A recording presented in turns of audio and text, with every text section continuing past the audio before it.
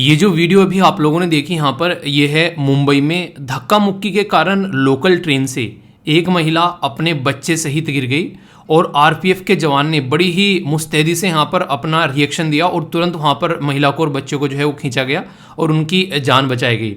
अक्सर आप लोगों ने ट्रेन में जब भी ट्रैवल किया होगा, आप लोगों ने देखा होगा लोकल ट्रेन की जब बात करते हैं और खासकर मुंबई जैसे रीजन में तो कहानियां बनती हैं ट्रेनों के ऊपर कि लोकल ट्रेन में ट्रैवल करके देखो, पता चल जाएगा कि रियलिटी में ज़िंदगी कहाँ है। यानी कि इतने सारे लोग जो हैं वो सुबह से शाम तक ट्रैवल करते हैं, तो कई जगह ऐसे इंसिडेंट भी देखने को मिलते हैं। जैसे कुछ दिनों पहले कि ओनली ट्रेन की बात नहीं कर रहा हूँ, ट्रेन के ऊपर जो ब्रिज था उसके ऊपर भगदड़ मच गई और उसकी वजह से कितने सारे लोगों की जान चली गई। तो इतनी सारी जनता जो है वो ट्रेन में ट्रैवल करती है देश के अंदर में। पर सबसे बड़ी दिक्कत यहाँ पर ये देखने को मिलती है कि सिक्योरिटी जो है वो काफ़ी ज़्यादा कॉम्प्रोमाइज़ रहती है और इसकी वजह से अगर कोई बुजुर्ग, कोई महिला, कोई एक तरीके से बच्चा या फिर कोई प्रेग्नेंट महिला, कोई बीमार आदमी अगर आ जाए तो ये समझो कि वो वहीं पर ही ख़त्म हो जाए। इतनी बुरी कंडीशन देखने को मिलती है कई जगह। तो ये इस तरीके से सबसे पहले तो यहाँ पर ये बात है कि हम लोगों को भी थोड़ा ध्यान रखना चाहिए। एक तरीके से यहाँ पर जब भी कोई ऐसी चीज़ें हो कि थोड़ा सा ना एक तरीके से चलती हुई ट्रेन से थोड़ा, कई बार एक वो नहीं देखा था मैंने आप लोगों को सीन दिखाया था कुछ दिनों पहले कि वो ट्रेन एक तरीके से बाहर से ही चैन स्नैचिंग कर रहा है, तो कुछ ऐसी हरकतें उस पर बैठ जाते हैं सीढ़ियों पर, कुछ ऐसी हरकतें, तो बहुत सारे ऐसे इंसिडेंट होते हैं कि जिनकी जान बचाई जा सकती है उनकी भी जान यहाँ पर जाती है। तो वही कहते हैं यार, सावधानी हटी एक तरीके से दुर्घटना घटी। तो अपना ध्यान रखिए, कभी भी ऐसी कोई सिचुएशन हो तो कम से कम देर हो जाए 2 मिनट की उसमें चलेगा, पर लेकिन ऐसा नहीं कि ऐसी जगह जो है अपनी जान चली जाए। तो ये आप लोग थोड़ा ध्यान रखना पड़ेगा। आनन फानन में अक्सर ये चीज़ें आप लोगों को देखने को मिलती हैं। ओके, आई होप कि आप लोग इन चीज़ों से सीखोगे और ये जो वीडियोस लगाई जाती हैं स्टार्टिंग में, ये अवेयरनेस की वीडियो होती हैं ताकि आप लोग चीज़ों से अवेयर रहें और आगे चल के अगर कोई भी ऐसी चीज़ आप लोगों के सामने आती है तो उससे आप लोग चीज़ों को अंडरस्टैंड कर सकें। हाउस द जोश, हाउस द जोश, तो है ना जोश हाई? हाँ बिल्कुल हाई रहना चाहिए। अब सुबह सुबह ये मत बोल देना सर कल का दिन बड़ा ही बेकार हो गया, इसकी वजह से आज जो है कुछ काम करने का मन नहीं कर रहा है। अरे दिन गया, उसके ऊपर मिट्टी डालो, नया है आप लोगों के सामने और बाहें फहराए आप लोग का इंतजार कर रहे हैं, निचोड़ लो इसको। पर लेकिन निचोड़ने के लिए आप लोगों को थोड़ा सा अपने ऊपर एक तरीके से ना कुछ काम के ऊपर फोकस डालना पड़ेगा। जैसे कि आप लोगों के पास में आज का पूरा टाइम टेबल होना चाहिए कि आज का दिन कैसे आप लोग यूटिलाइज करने वाले हैं, और इसी के साथ में आप लोगों को पता होना चाहिए कि कहाँ कमी रही ताकि उसको इंप्रूव किया जा सके। तब जाकर आप लोग जो है वो चीज़ों को सही तरीके से आगे लेकर चल पाओगे। आई होप कि आप लोगों ने आज का टाइम टेबल बना लिया होगा या फिर आज की टू डू लिस्ट आप लोगों के सामने होगी कि क्या क्या चीज़ें आज आप लोग बेसिकली फॉलो करने वाले हो। तो शानदार तरीके से उसको फॉलो किया करो यार, तब देखो आप लोग दिन को कितने अच्छे से निचोड़ पाओगे। वरना दिन ऐसे जाएगा जैसे गधे के सर पे से सींग गए। अगर गधे के सर पे सींग की तरह दिन को बचाना चाहते हो तो फिर जैसे चल रहा है चलने दो, कोई दिक्कत नहीं है। पर लेकिन अगर चाहते हो कि रिजल्ट अच्छा है तो वो शेड्यूल जरूर बनाना है, और जब तक शेड्यूल बनाना स्टार्ट करोगे ना आप लोग, तब तक आप लोग देखोगे उससे पहले और बाद में डिफरेंस देखना। कई सारे बच्चों ने बोला कि सर दिन की इफिशिएंसी जो है वो बढ़ गई है यूज करने की अच्छे से। यहाँ पर कई सारे बच्चे हैं, इनका नाम जो इन्होंने लिख रखा है वो है एम यूपीएससी 2023। इनके द्वारा जो ये आंसर दिए गए हैं वो लग रहा है कि हाँ बंदा जो है जो यूपीएससी के लिए तैयारी कर रहा है 2023 के लिए। आंसर देखना आप लोग कितनी तसल्ली में और डिटेल में दिए हैं, और अपना टारगेट भी लिखा है कि क्या क्या चीज़ें फॉलो करने वाले हैं और किस तरीके से अपने टारगेट को कंप्लीट करने वाले हैं। जब ये चीज़ें आप लोगों के माइंड में क्लियर रहती है ना, तो आप लोगों का दिन जो है वो अच्छे से यूटिलाइज होता है और चीज़ों को बहुत ही अच्छे से आप लोग लेकर चल पाते हो। प्रॉब्लम तो आएगी यार, प्रॉब्लम ऐसा नहीं कि प्रॉब्लम दिन में नहीं आएंगी, प्रॉब्लम तो आएंगी और उनका काम है आना, और इसका काम आप लोगों को रोकना नहीं है, कुछ नई चीज़ें सिखाना। जैसे मैं आप लोगों को बताऊं, मुझे लगता है कि जो कल का दिन था यानी कि 2 नवंबर, वो कुछ पिछले 5-6 महीनों में मेरा सबसे ज़्यादा हैक्टिक डे रहा। और वो भी पता है कैसे? पूरे दिन लैपटॉप के सामने बैठ के मैक्सिमम टाइम, मतलब जो बाहर का काम था वो तो बाहर का निपट गया, पर मैक्सिमम लैपटॉप के सामने रहा। पूरे दिन में इतने सारे काम किए। कैसे? बेसिकली जैसे नॉर्मली एटीएम से आप लोग बेसिकली क्या करते हैं, पेमेंट करते हैं, ठीक है। तो क्या हुआ, पहले एटीएम से पेमेंट नहीं हो रहा था, तो वहाँ पर ब्रांच में बात की, फिर उसका जो एटीएम की जो उन्हें एक तरीके से एक्सटेंड करवाते हैं उसको एक्सटेंड करवाया, पर लेकिन फिर भी पेमेंट नहीं हुआ। उसके बाद में फिर इंटरनेट बैंकिंग घर पे बैठे बैठे स्टार्ट की, ठीक है।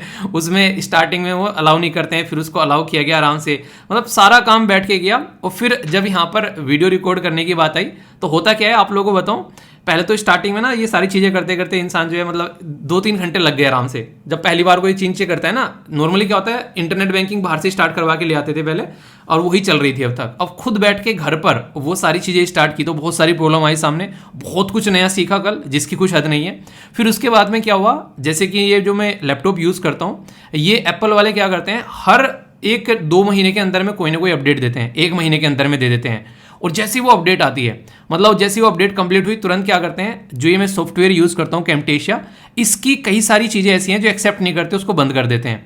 और अब की बार जो अपडेट आया, कैमटेशिया भी अभी नया लिया था मैंने कुछ दिनों पहले, और अभी यहाँ पर जो अपडेट आया है यहाँ पर एप्पल का, वो वाला अपडेट आया, दोनों में इतना मिसमैच हो गया कि मतलब वीडियो जो है रिकॉर्ड ही नहीं कर पा रहा है, वॉइस आ ही नहीं रही है। अगर जो वॉइस आ भी रही है तो वो ऐसे ची इस तरीके की उसमें आवाज़ चली जा रही है, बहुत ही माइन्यूट सी वॉइस आ रही है। मुझे ऐसा लग रहा था कि मॉर्निंग में पता नहीं वीडियो कैसे आएगी। तो आज जो है इतनी एनर्जी में दिख रहा हूँ ओनली 1 घंटा सो के, ठीक है। मतलब पर लेकिन पता है क्या लगा मुझे लगा कि कल जो मैंने जितना सीखा है ना, मैंने शायद ही पिछले 6 महीनों में इतना सीखा है। इतनी सारी चीज़ें सीख डाली जिसकी कुछ हद नहीं है, बहुत सारी चीज़ें इसमें, बहुत सारी चीज़ें विंडो में सीख डाली। और अभी ये आप लोग देख रहे हैं यहाँ पर, ये पीपीटी का भी जो नया चीज़ें अभी दिख रही है आप लोगों को, तो बहुत सारी ऐसी नई नई चीज़ें सामने निकल कर आई मेरे।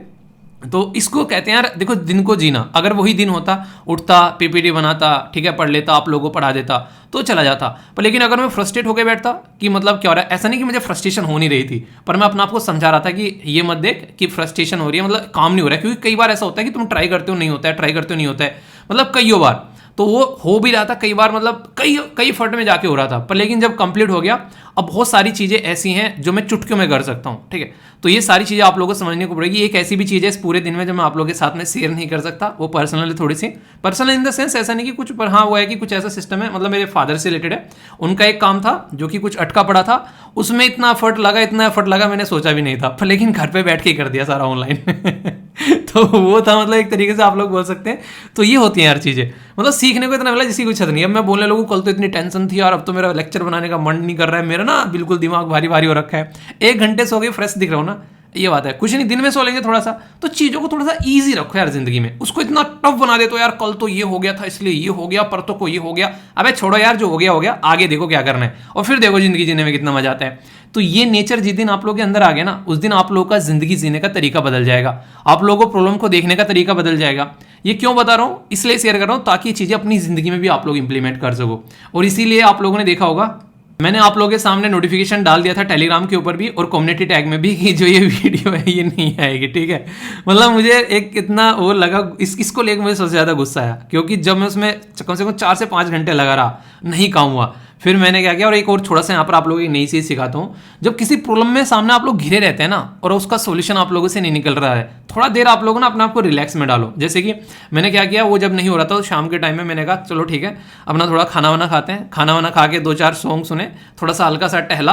तो टहलने के बाद में फिर अपना रिलैक्स किया हल्का सा, उसके बाद में फिर से मैं आया, और फिर से आने के बाद में चीज़ें करना स्टार्ट करी। एक प्रॉपर पेन कॉपी लेके बैठा, कहाँ पर क्या दिक्कत हो रही है, कौन सा इंस्टॉल नहीं हो रहा है। कई सारी ऐसी एक्सटेंशन होती हैं जो फालतू में आ जाती हैं, उनको देखा कौन सी एक्सटेंशन यहाँ पर जुड़ गई है। कुछ ऐसा था कि जो कैमटेशिया वैसे तो दे देता है सॉफ्टवेयर, पर उसकी अलग से एक एक्सटेंशन डालनी है जो एप्पल के लिए स्पेशली है, वो डाली। तो मतलब एक तरीके से पुराने वाली जब तक इंस्टॉल नहीं की तब तक अगले वाली में आवाज़ नहीं आई।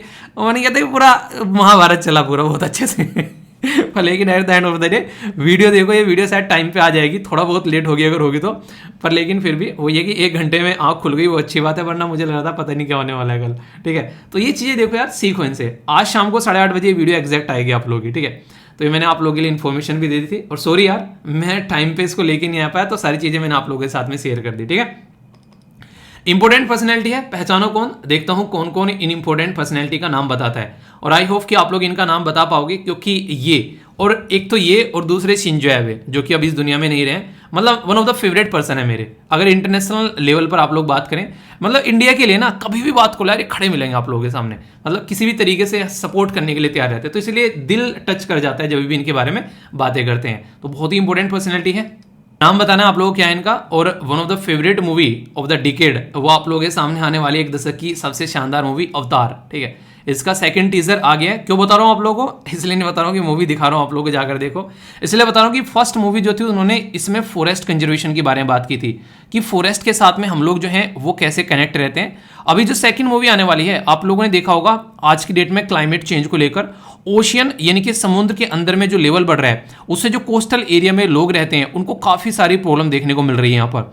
तो ये बहुत सारी प्रॉब्लम बताएगी कि इंसान जो है वो अपनी किस तरीके से हदें पार कर रहे हैं आज की डेट में। आप लोगों ने देखा होगा ना, एक इंसान ऐसा जीव है जो सबको अपने कंट्रोल में रख चुका है, चाहे वो पक्षी हो, चाहे वो पानी के अंदर में मछलियां हो, चाहे वो जमीन पे चलने वाले बड़े से बड़े हाथी या फिर कोई बड़े से बड़ा जानवर हो, सबको अपने कंट्रोल में रख चुका है। ये इंसान जो है वो उड़ता भी है, वो पानी में भी चलता है, यही इंसान जो है धरती पे चलता हुआ नजर आएगा।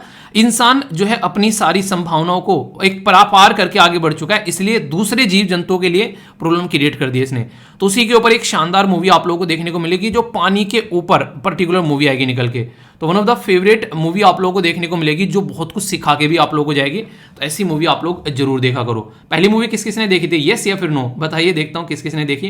पहली मूवी जरूर देखना, बड़ी शानदार बनाई थी, पूरे फॉरेस्ट को लेकर जो एक तरीके से कनेक्टिविटी दिखाई गई हम लोगों की। और हमारे देश के अंदर तो ये है भी, हम भी अपनी जंगलों को, पेड़ पौधों को पूछते हैं, आप लोगों ने चीज़ देखी होगी, तो आप लोग अच्छे से उसके साथ में कनेक्ट भी कर पाओगे। तो बेंजामिन नेतन्याहू साहब अगर पावर में आते हैं तो बहुत कुछ आप लोगों को देखने को मिलेगा आने वाले टाइम में। यहाँ पर इंडिया के फेवर में आप लोगों को बहुत सारी चीज़ें यहाँ से देखने को मिल जाती हैं। खासकर डिफेंस के फील्ड में जब हम लोग बात करते हैं तो हमारे लिए काफ़ी पॉजिटिव चीज़ें आप लोगों के सामने निकल कर आती है। पेन यही यूज़ करना है या फिर पुराने वाला, बता देना मुझे, ठीक है। कुछ डिफरेंट लग रहा हो तो बताना, वरना तो पुराने वाला यूज़ कर लेंगे, ऐसी कोई ज़बरदस्ती नहीं है। कभी बोलो सर ये क्या यूज़ कर रहे हो, ठीक है, तो इसको थोड़ा सा देखना आप लोग। आप लोगों को याद है कुछ दिनों पहले मैंने आप लोगों से एक वीडियो शेयर की थी। उस वीडियो के अंदर में दिखाया था कि आज की डेट में जो गली के कुत्ते होते हैं उनकी वजह से क्या क्या प्रॉब्लम देखने को मिलती है। कई सारे कुत्ते जो हैं वो काट रहे थे, यानी कि जो स्ट्रीट डॉग होते हैं, गलियों के जो कुत्ते होते हैं, उनके बारे में यहाँ पर बात की गई थी। तो ये पर्टिकुलर ऐसा एरिया हो जाता है कि जब आप लोगों को जगह जगह कुत्ते देखने को मिलते हैं, खासकर अगर सुनसान गली में आप लोग जरा सा जा रहे हो तो पीछे से आके टांग पकड़ ली, तो बहुत सारे ऐसे इंसिडेंट देखने को मिलते हैं। और मैंने तो इनको बहुत ही करीब से देखा है। बेसिकली दादी जी थी, एक मतलब टीचर थे जिनके पास में पढ़ा करता था, तो टीचर के मतलब ताऊ जी थे वो मेरे, जो पढ़ाया करते थे। तो थोड़ा सा डिस्टेंस पे रहा करते थे, तो वहाँ पर एक तरीके से जो नहीं, जो कुत्ते होते हैं, खासकर जो बुजुर्ग लोग जाते हैं, कई बार उन पर भी एक झड़प्पा मारते हैं एक तरीके से, तो उनको काटा था बेसिकली बड़ा ही खतरनाक तरीके से। तो बहुत ही बुरी कंडीशन उनकी हो गई थी, और अभी कई सारे इंसिडेंट निकल कर अभी आ रहे हैं। तो इसकी वजह से यहाँ पर हमारी कंट्री में जो गवर्नमेंट है उसने कई सारे स्टेप उठाए हैं, और जो पर्सनली उठाने भी चाहिए, क्योंकि जब संख्या किसी भी चीज़ की ज़्यादा हो जाती है, हम लोगों को इंसानों की संख्या ज़्यादा नहीं लगती वैसे, और सबकी ज़्यादा लगती है। हमारी पॉपुलेशन कितनी बढ़ती रही, हमारे इर्द गिर्द किसी और चीज़ की पॉपुलेशन बढ़नी स्टार्ट हो जाए तो हमको दिक्कतें होने लगती है कि नहीं? ठीक बताओ आप लोग, जीना हराम कर रखा है सब चीज़ों का हम लोगों ने पर चलो जो भी, अब क्या करें।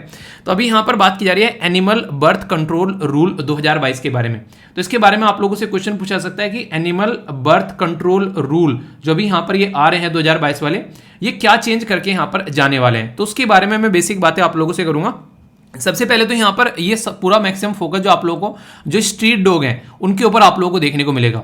आप लोगों ने भी कभी ना कभी फोकस किया होगा कि आसपास में जो कुत्ते रहते हैं, खासकर किसी पर्टिकुलर जो नहीं, कुछ कुत्ते ऐसे होते हैं जो आप लोग के घर में आएंगे, कहीं और नहीं जाएंगे, मैक्सिमम जब खाना खाना होगा आप लोग के घर में आ जाएंगे। तो आप लोग भी थोड़ा सा इस चीज़ को ध्यान में रखते हैं कि हाँ कुत्ता आया घर पे कि एक दो टूक डाल देते हैं। मैक्सिमम आप लोगों ने देखा होगा। तो खासकर गांव की बातें कर रहा हूँ, सिटीज़ में तो खासकर जैसे सोसाइटी वगैरह में अगर कोई रहता है तो वहाँ पर अलाउ नहीं किया जाता है इन सबको, वो एक अलग चीज़ है। पर गाँव में नॉर्मली आप लोगों ने चीज़ें बड़ी नोटिस की होगी।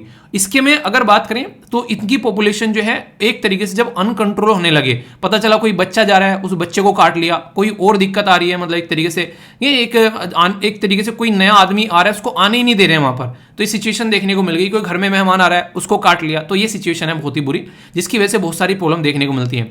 बंदर अलग है बेचारे, वो केले वेले छीन के ले जाते हैं बस, ठीक है पर ये कुत्ते वैसा बड़ा खतरनाक काम करते हैं। और मैंने आप लोगों को अक्सर बताया, एक दोस्त था, मैंने कहा कुत्ते से बड़ा डर लगता है यार, काट ले तो भाई दिक्कत ही दिक्कत है। नो ये कहते हैं कुत्ता जब काट ले तो जब इंजेक्शन लगते हैं, तो वो जो इंजेक्शन होते हैं ना, वो बेसिकली इंसान के अंदर इतनी गर्मी कर देते हैं जिसकी कुछ हद नहीं है। तो मैं तो वैसे ही, मुझे इतने पसीने आते हैं, मैंने कहा मेरे अगर काटा तो मुझे तो मतलब खस्ता हालत होनी है मेरी पूरी। तो एक तरीके से अलग माहौल बना देते हैं पूरा, और इसकी वजह से बहुत ही बुरी प्रॉब्लम देखने को मिलती है। तो यहाँ पर अगर बात करें तो बोलता था कि मुझे कुत्तों से डर नहीं लगता, उनके दांतों से डर लगता है। मैंने कहा अच्छा जी तो ये नया है। तो ये जो रूल नया लाया जा रहा है एनिमल बर्थ कंट्रोल रूल, ये अमेंडमेंट किया जा रहा है 2001 का जो रूल है, और फिर से एक तरीके से डिफाइन रेस्पॉन्सिबिलिटीज दी जा रही है। यहाँ पे कुछ चीज़ों में आप लोग हो सकते हो सहमत रहे हो, पर कुछ चीज़ों में आप लोग सहमत होंगे, तो उसको आप लोगों को मैं बताता हुआ चलूंगा। पेन दूसरा ही लेते हैं, ठीक है, ये सही है ना, वो दिख नहीं रहा कई जगह। बात करें अगर यहाँ पर स्टेक होल्डर के बारे में, तो एक तरीके से कुछ रेस्पॉन्सिबिलिटी दी गई है। रेस्पॉन्सिबिलिटी मतलब मान लीजिए मैंने कोई कुत्ता पाल रखा है और वो कुत्ता किसी को काट ले। याद है वो वीडियो एक आंटी की बहुत ज़्यादा वायरल हुई थी, वो लिफ्ट में थी, उसको बच्चे को कुत्ते को काट लिया उसकी आंटी, उस आंटी कुत्ते ने, और उसके बाद भी आंटी जो है एक अलग ही टसन में है, ठीक है। तो ऐसी रेस्पॉन्सिबिलिटी किसके, तुम्हारा पालतू कुत्ता किसी को काट रहा है तो वो तो रेस्पॉन्सिबिलिटी तुम्हारी है, तो उसके ऊपर फोकस देना है। पर लेकिन ऐसा नहीं कि कुत्तों को मारने लग जाना है, इनके वेलफेयर के बारे में बात करना है, क्योंकि ये भी सोसाइटी का पार्ट है। हमारा ही नहीं है कि हम ही को यहाँ पर रहनी है, पर लेकिन इतना भी होना चाहिए कि ज़्यादा दिक्कतें ना क्रिएट हो जाए। तो ये जो रूल हैं ये फोकस करने वाले हैं एक नेशनल एक्शन प्लान जो डॉग्स के लिए यानी कि कुत्तों के लिए है, ताकि रेबीज की जो बीमारी है उसको एलिमिनेट किया जा सके 2023 तक का। अभी यहाँ पर छोटा सा मैं पॉज लूंगा और आप लोगों को कुछ बातें बताऊंगा। सुप्रीम कोर्ट के द्वारा भी यहां पर इसके ऊपर एक केस गया सुप्रीम कोर्ट के अंदर में, एक या कई सारे केसेस पहुंचे कि जो स्ट्रीट डॉग होते हैं, गलियों के जो कुत्ते होते हैं जिनको कई बार आवारा कुत्ते बोले जाते हैं, हालांकि इंसानों से ज्यादा आवारा कोई आज के डेट में है नहीं अगर देखा जाए तो वे जो कुत्ते होते हैं वो काफी ज्यादा प्रॉब्लम क्रिएट करते हैं। क्योंकि कोई लड़की अगर आज के डेट में अपने घर से शाम को टाइम पर अपने घर पहुंच जाए तो वो गनीमत है आज की डेट में। तो आप लोग समझ सकते हैं कितने सारे इंसिडेंट होते हैं, और ये एनसीआरबी का डेटा आप लोगों को बताता है कि हमारे देश में कैसी कंडीशन निकल कर आती है। तो यहाँ पर बात कर रहे हैं कुत्तों की, आदमी की फिर किस दिन करेंगे। तो कुत्तों के बारे में भी यहाँ पर जो रेस्पॉन्सिबिलिटी फिक्स की जा रही है उसमें आप लोगों को यहाँ पर सुप्रीम कोर्ट ने भी खुद बोला है इस पर्टिकुलर मुद्दे के ऊपर कि अगर आप लोगों की लोकेलिटी में कोई कुत्ता है, आप लोग उसको अगर खाना खिला रहे हैं, फीड कर रहे हैं, तो आप लोगों की रेस्पॉन्सिबिलिटी यहाँ पर रहेगी। यानी कि आप लोग कुत्ते को खाना डाल रहे हैं तो आप लोगों को देखना है वो कुत्ता किसी को काटे ना, ठीक है। ये चीजें सिटी में पॉसिबल हो सकती है, गांव में तो नहीं होगी, क्योंकि गांव में तो कुत्ता एक ही घर से दूसरे घर, दूसरे तीसरे घर, ऐसा आप लोगों को देखने को मिलता है।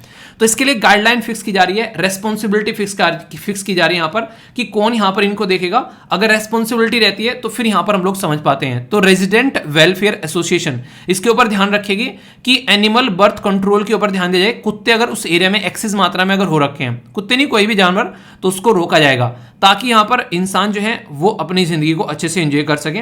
और एनिमल हेल्पलाइन भी इसके लिए रहेगी लोकल अथॉरिटी के अंदर में कि कल को कोई कंप्लेन आती है कि कुत्ते ने काट लिया या फिर रेबीज की प्रॉब्लम है, उसका सॉल्यूशन यहां पर निकाला जा सके, ठीक है। तो ये सिचुएशन यहां पर जो कंट्रोल की जा रही है इस तरीके से क्रिएट की जा रही है।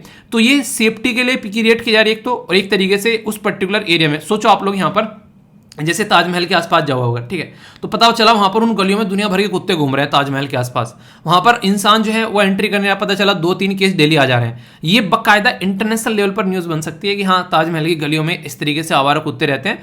तो ये इस तरीके जब कोई ऐसा नहीं, एक ऐसा म्यूनमेंट है जो कि इंटरनेशनल लेवल पर रिकॉग्नाइज किया जाता है, हालांकि वहां पर इन चीजों का ध्यान रखा जाता है, पर लेकिन सोच के चलो ये इस तरीके से चीजें, तो इनको कंट्रोल करना भी काफी ज्यादा जरूरी है, वरना प्रॉब्लम क्रिएट होने लगती है। तो सुप्रीम कोर्ट तक इन्वॉल्व हो गया, सेंटर ने इसके ऊपर रूल बना दिया। अब लोकल एरिया में जो यहाँ पर स्टेट गवर्नमेंट है वो इसको कैसे कैसे इंप्लीमेंट करती है, क्योंकि यहाँ पर हेल्थ की भी बात हो गई, यहाँ पर एक तरीके से यहाँ पर एक तरीके से सेंट्रल गवर्नमेंट स्टेट गवर्नमेंट की रेस्पॉन्सिबिलिटी कहीं ना कहीं आप लोग बोल सकते हैं, जो यहाँ पर सुप्रीम कोर्ट का भी इंटरफेयर हो गया।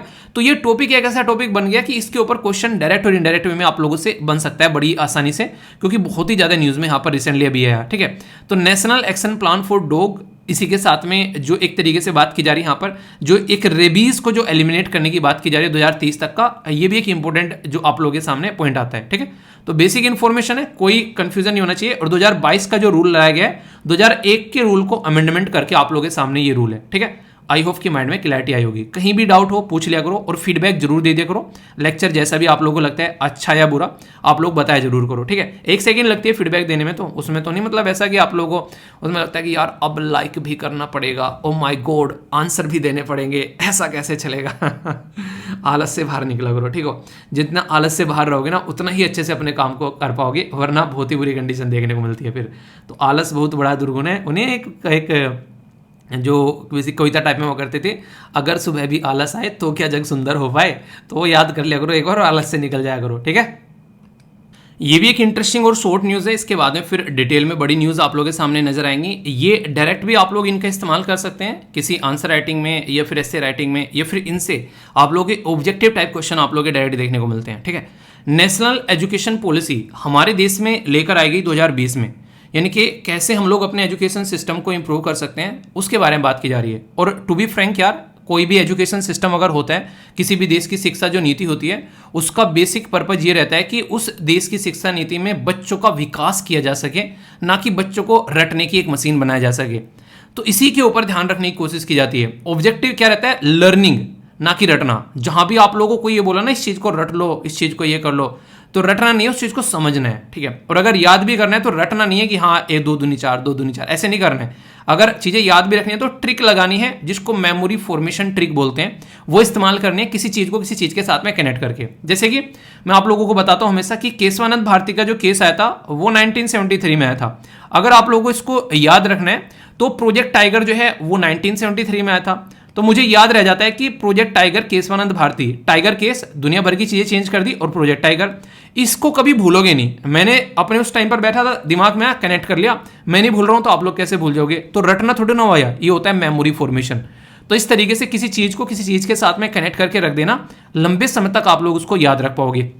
तो कुछ ही इंसिडेंट आप लोगों को हिस्ट्री के याद करने होते हैं, जो कि आप लोग उसके साथ में फिर दूसरी चीजें कनेक्ट हो जाती हैं। बहुत सारे तो इतनी ज्यादा रिपीटेड हो जाते हैं, जैसे कि अगर मैं आप लोगों से पूछने लगूं आर्टिकल 143 संविधान के अंदर में, एक सेकंड में आप लोग बता दोगे अगर रेगुलर लेक्चर के साथ में कनेक्टेड हो। बताइए क्या इसके अंदर में आर्टिकल 145, मैंने कितनी बार आप लोगों को ये दोनों आर्टिकल रिपीट किए हैं, ठीक है। अगर गवर्नर की पावर के बारे में बात करने लगे तो आप लोगों को पता है ऑर्डिनेंस मेकिंग पावर जो रहती है आर्टिकल 123।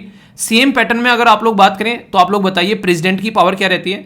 तो ये ऐसे आर्टिकल हैं जो रेगुलरली होते हैं। तो कुछ चीजें तो ऐसी होती हैं जो आप लोगों को मेमोरी फॉर्मेशन से याद रखनी है, कुछ चीजें ऐसी होती हैं जो रेगुलरली आप लोग पढ़ोगे ना तो आप लोगों की वो अपने आप ही याद रह जाएगी, आप लोगों को याद करनी नहीं पड़ेगी। खुद सोचो, जो यार दोस्त के नाम होते हैं आप लोग, जैसे कोई भी आप लोग के आसपास में यार दोस्त रहते हैं, इतने सारे लोगों के नाम आप लोग याद हो जाते हैं। क्यों?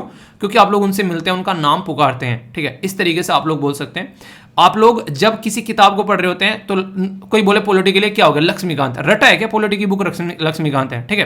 तो ये रटने नहीं पड़ते हैं, तो ये आप लोगों को क्या रहेगा, यूज कर करके याद होगे। तो दो चीजें फॉलो किया करो, या तो उसको किसी चीज के साथ में कनेक्ट करना है, या उसको इतनी बार रिपीट कर देना है कि वो आप लोगों के याद हो जाए।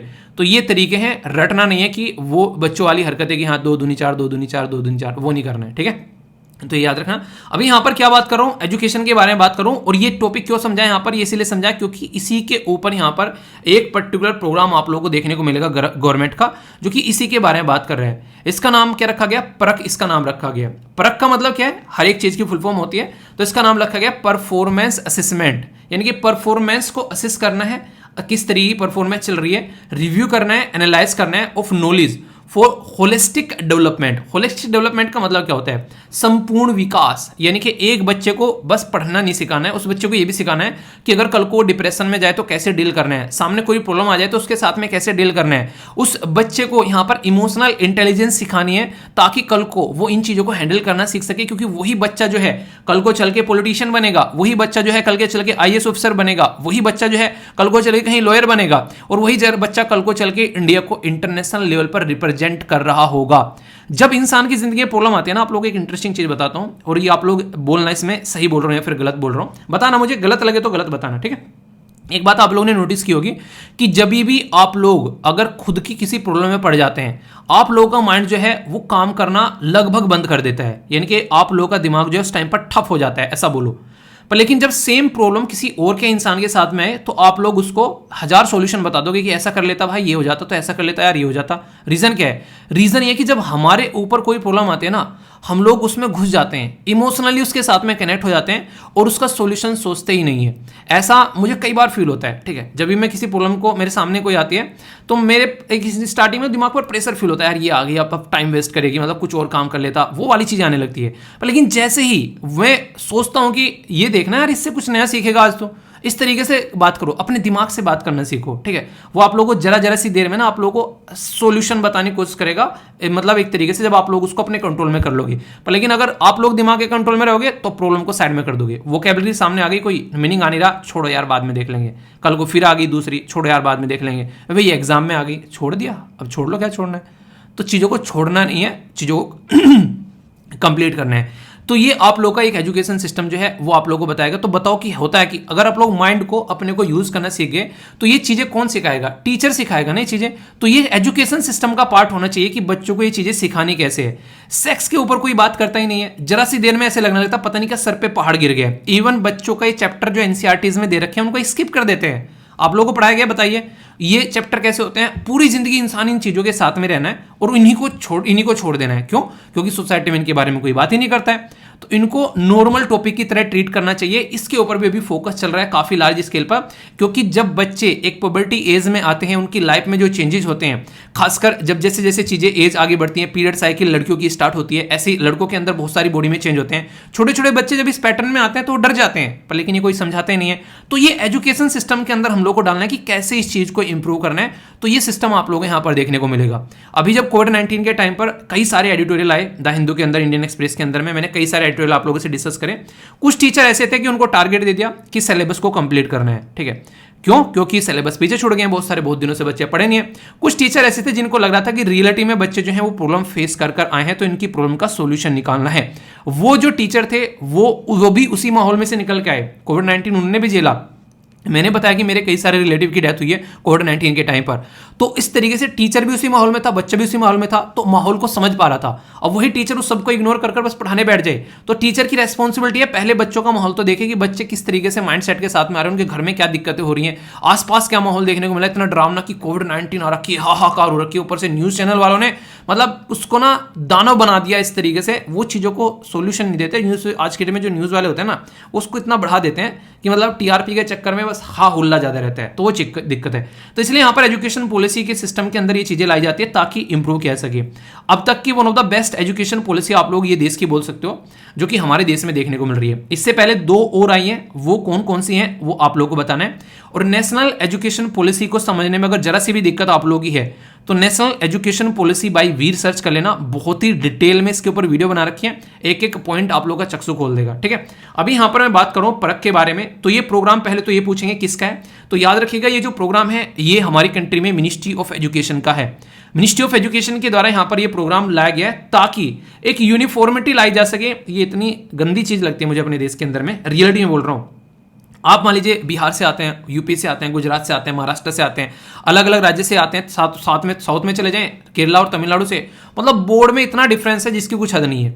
एक बंदा है कि सेंट्रल लेवल पर पढ़ाई कर रहा है, जैसे मैं क्या हूं, मैं स्टेट बोर्ड से पढ़ गया है, मैं स्टार्टिंग से ही गांव में पढ़ाई की 12th तक का, वो भी सरकारी स्कूल के अंदर में, ठीक है। अब आप लोगों के सामने बैठा हूं, जब मेरा ट्रांसफॉर्मेशन का टाइम आया कि हाँ मुझे अब क्या करना है, अब इंजीनियरिंग करनी है, वहां पर सब कुछ इंग्लिश में, मैं हिंदी में पढ़े जा रहा हूँ सारी चीजें, वैसा वहां पर इतना दिमाग की दही हुई जिसकी कुछ हद नहीं है। तो वो प्रॉब्लम देखने को मिलती है। इसी के साथ में जो कॉन्सेप्ट बताए जाते हैं स्टेट लेवल पर और जो यहाँ पर सीबीएसई जो लेटेस्ट चीजों को लेकर चलती है, उनमें इतना बड़ा डिफरेंस आप लोगों को देखने को मिलेगा जिसकी कुछ हद नहीं है। सीबीएसई ये सारे टाइम टू टाइम अपडेट करते रहते हैं चीजों को, आप लोग ये चीज समझ सकते हैं। तो यूनिफॉर्मिटी लाना जरूरी है, क्योंकि जब सेंट्रल लेवल के किसी एग्जाम में जाकर बैठते हैं ना, वहां पर वैसा तोते उड़ने लगते हैं फिर यहाँ पर, जो एक स्टेट लेवल से कोई बच्चा निकल के आता है। तो ये जरूरी है कि ऑल बोर्ड जो भी देश के अंदर में है उनके अंदर एक कम से कम यूनिफॉर्मिटी लेकर आ जाए। और कुछ नहीं कर सकते तो कम से कम रटना तो खत्म कर दो भाई साहब, उसको समझ में चीजें आने लगे, तो ये काम तो कम से कम करना है। तो ये परख जो है एक नेशनल असेसमेंट सेंटर ये लॉन्च किया जा रहा है मिनिस्ट्री ऑफ एजुकेशन के अंदर में, ताकि यहां पर एनसीईआरटी, ये याद रखिएगा इंपॉर्टेंट है, यहां पर एनसीईआरटी पढ़ ली आप लोगों ने,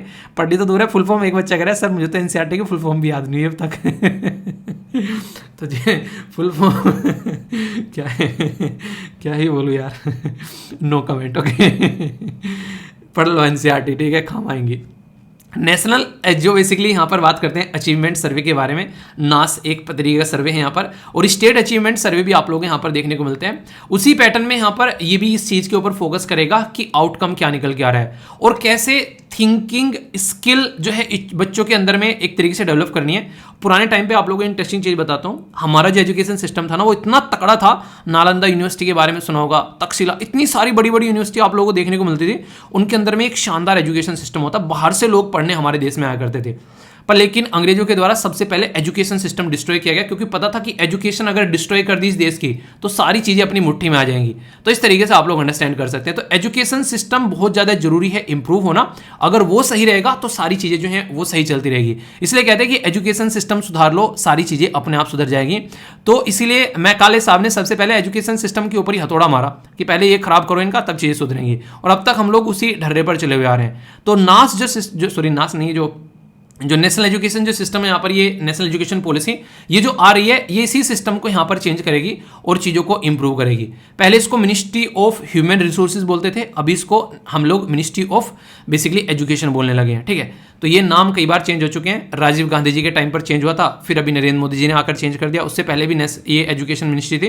तो ऐसे पैटर्न आप लोगों को देखने को मिलते हैं। तो पॉलिटिशियन अपना जो बेसिकली मजे लेते हैं, पर आप लोग ये बेसिक चीज़ें जो हैं वो आप लोगों को याद रखनी है। तो यहां से डायरेक्ट क्वेश्चन बन जाए आप लोगों की किसके द्वारा यूज किया जा रहा है, किसका पार्ट है, ये यूनिट बनाई जा रही है एनसीईआरटी की, जो ये परख जो सिस्टम यहां पर लाया जा रहा है। तो इसको आप लोग लिख भी सकते हो, और जो सारे पॉइंट्स बताए हैं एजुकेशन में इंप्रूवमेंट करने के लिए, बच्चों की लर्निंग के लिए, ये सारी चीजें और ज्यादा कंप्लीट हो जाएगी आप लोगों की जब नेशनल एजुकेशन पॉलिसी वाली वीडियो जाकर देखोगे, तो उसको जरूर देखना, ठीक है। और फीडबैक दे दिया करो, जो भी आप लोग पॉलिटी की वीडियो देखते हो या फिर ये वीडियो देखते हो, उनके नीचे बता दिया करो कि लेक्चर कैसा लगता है। इतना रेस्पॉन्सिबिलिटी कम से कम आप लोगों की होनी चाहिए कि लेक्चर देखने के लिए, मैं ये नहीं कह रहा हूं कि इसी चैनल पर, किसी भी चैनल पर अगर आप लोग लेक्चर देखते हो तो फीडबैक जरूर दिया करो, कम से कम कैसी मेहनत कर रहे हैं वो लोग, या मैं फिर उसको लाइक डिसलाइक कर दिया करो। इससे क्या होता है कि आप लोग जो है एक तरीके से सामने वाले को बता रहे कि यार यहाँ पर ये चीजें आप चेंज कर सकते हो, या फिर कहीं अच्छा काम करे तो अप्रिशिएट कर देते हो, तो उससे खुशी मिलती है इंसान को कि हाँ अच्छा कर रहा है। किसी भी एजुकेशन चैनल के नीचे आप लोग जाते हो, जरूरत है इस चीज की मोटिवेट करने की, टीचर्स को भी मोटिवेशन की जरूरत होती है, ठीक है। बताया ना मैंने कि 1 घंटा सोने के बाद में जब लेक्चर बनाएगा तो क्या बनाएगा, अंदर से एनर्जी आएगी निकल के कि हाँ यार चलते हैं मजा लेने, ठीक है। तो वो चीजें हैं आप लोग, तो इस तरीके से एंजॉय करना है, ओके। तो ये बातें हैं, आई होप कि आप लोग समझ रहे होंगे और अच्छे से पढ़ाई को एंजॉय करते रहो। अभी मैंने आप लोगों से आर्टिकल डिस्कस किए थे जिसमें हम लोगों ने बातें की थी कि हमारा देश जो है वो चाइना को पीछे छोड़कर 2023 में दुनिया में सबसे बड़ा पॉपुलेशन वाला देश बन जाएगा। पर लेकिन इस पॉपुलेशन के ऊपर कितने जज बैठे हुए हैं जो कि केस जाते हैं जजों के पास में, और इतने सारे केस जो हैं वो पेंडिंग पड़े हुए हैं। लगभग 4 करोड़ के करीब केस जो हैं फिलहाल बोला जा रहा है पेंडिंग पड़े हैं लोअर कोर्ट के अंदर आज की डेट में, अगर हम लोग बातें करते हैं। और हमारे देश के अंदर में जो जजों की संख्या है वो इतनी कम है कि यहाँ पर इन केसों को अगर निपटाने बैठ जाए तो ये माना जाता है कि आने वाले टाइम में 50-100 साल भी लग जाएं तो ये केस जो हैं वो खत्म नहीं होने वाले हैं, अगर ताबड़तोड़ तरीके से भी लगे यहाँ पर। यानी कि कहने का मतलब यहाँ पर सीधा सीधा ये है कि जजों की संख्या जो है हम लोगों को बढ़ानी पड़ेगी केसेस को निपटाने के लिए। क्यों, हम लोग ये भी तो बोल सकते हैं कि क्यों ना हम लोग क्राइम करना बंद कर दें। तो देखिए वो तो फितरत है, वो तो चलता रहेगा, वो तो ना छूटने वाला है। अब आप लोगों को यहाँ पर ये देखना है कि वो चीज़ें चलती रहेंगी तो तुम कैसे यहाँ पर चीज़ों को सुधार सकते हो। यानी कि ये बिल्कुल वही बात है कि भाई साहब सामने वाले तो आप लोगों के ऊपर जो है वो पत्थर फेंकेंगे फेंकेंगे। अब ये तो आप लोगों को डिसाइड करना है कि आप लोगों को उन पत्थर से कैसे बचना है। जैसे बारिश हो गई तो बारिश तो होगी होगी, आप लोग अपना छाता लेके चलो ना घर से।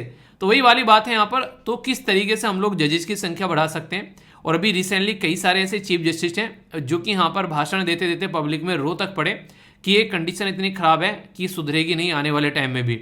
आप लोगों ने मूवी का डायलॉग सुना होगा यहाँ पर, जो दामिनी मूवी का है, सनी देओल का, तारीख पर तारीख तारीख पर तारीख।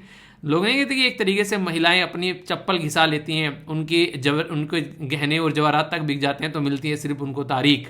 तो वही तारीख के बारे में यहाँ पर बात की जा रही है। और उसी तारीख के चक्कर में बहुत सारे लोग ऐसे होते हैं जो कि सलाखों के पीछे पड़े रहते हैं। तो सुप्रीम कोर्ट ने अभी यहाँ पर इसके ऊपर बेसिकली बात की है कि आप लोग क्या करना है, इसमें रिफॉर्म लेकर आना है। और रिफॉर्म भी क्यों बोला गया यहाँ पर, वो इसलिए बोला गया कि आज की डेट में बहुत सारी ऐसी महिलाएं हैं जिनके छोटे छोटे बच्चे हैं और वो जेल में हैं। जब वो बच्चे हैं और वो महिलाएं जो हैं वो उनके साथ में जेल में हैं, तो सोचो बच्चे की परवरिश जेल के अंदर हो रही है, तो किस तरीके से हम लोग यहाँ पर उनको उनकी जो एक तरीके से बचपना जो है कैसे दे रहे हैं यहाँ पर उन सलाखों के पीछे। बच्चे की तो कोई गलती नहीं है ना, पर बच्चा तो माँ के साथ में रहेगा, अब माँ को सजा मिली हुई है। तो इस तरीके से बोला गया कि कम से कम उसका सोल्यूशन यहाँ पर निकाला जाए।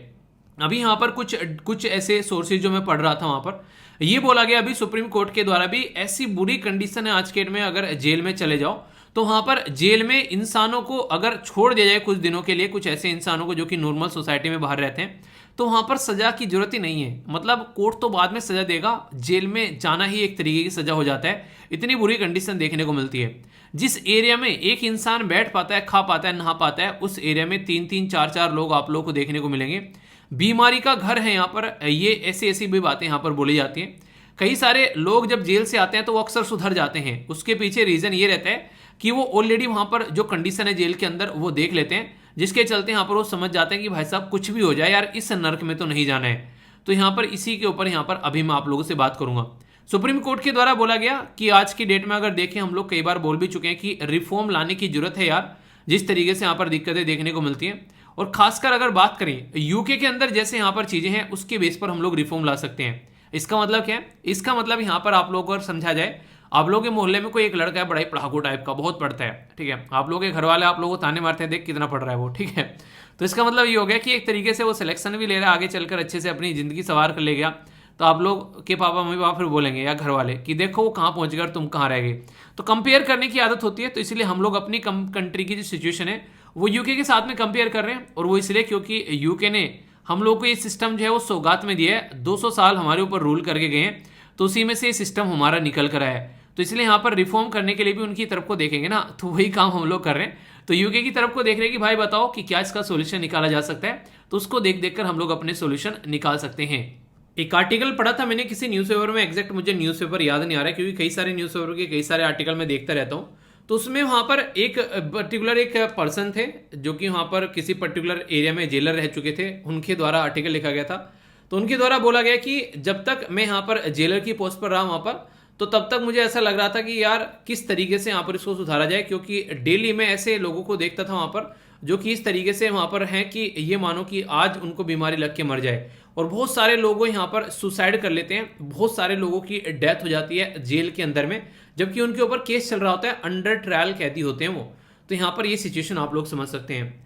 अभी एक केस आया यहाँ पर जिसको बोलते हैं यहाँ पर सत्येंद्र कुमार अंतिल वर्सेस सीबीआई का केस था यहाँ पर। उसके चलते भी यहाँ पर डिलीवर किया गया कि भाई साहब देखो होना क्या चाहिए, बेल होना चाहिए, नोट जेल। यानी कि अगर किसी पर्टिकुलर इंसान को पकड़ के ले गया है तो यहाँ पर कॉलोनियल माइंडसेट चल रहा है अब तक भी। अंग्रेज नहीं जैसे उठा उठाकर सबको जेल में डाल देते थे, यार अब तो हम लोग आज़ाद हो चुके हैं ना, तो अब आज़ादी की 75वीं सालगिरह भी सेलिब्रेट कर रहे हैं, तो फिर क्यों हम लोग ये चीज़ें फॉलो कर रहे हैं। तो सुप्रीम कोर्ट कई बार यहाँ पर इसके बारे में बोल चुके हैं, और कई बार यहाँ पर बोल चुका है कि कैसे यहाँ पर क्या क्या चीज़ों को फॉलो करके चलना है, पर लेकिन फॉलो नहीं किया जाता है। आप लोग बोलोगे क्या हमारे देश में कानून गलत है? कानूनी को तो फॉलो कर रही होगी यहाँ पर सारी गवर्नमेंट, इसीलिए यहाँ पर ये चीज़ें हो रही है। तो हमारी कंट्री में कोड ऑफ क्रिमिनल प्रोसीजर है जो कि लाया गया था 1882 में। आप लोगों को एक इंटरेस्टिंग चीज़ मैं यहाँ पर बताता हूँ। हमेशा ये बोला जाता है कि एक तरीके से एक रूल और रेगुलेशन को अगर हम लोग ढंग से इंप्लीमेंट कर दे तो सिचुएशन सुधर जाती है। देखो रूल और रेगुलेशन कोई चीज़ नहीं होती है, चीज़ होती है हमारा माइंडसेट। बोलने वालों के द्वारा ये बोला गया कि कोई भी संविधान अच्छा और बुरा नहीं होता है। मतलब क्या है? मतलब ये कि लोगों के ऊपर डिपेंड करता है वो कैसे इंप्लीमेंट करते हैं। आप लोग खुद सोचो, आप लोग रेड लाइट पर खड़े हुए हैं वहां पर, और कोई वहां पर है नहीं आप लोगों को देखने वाला।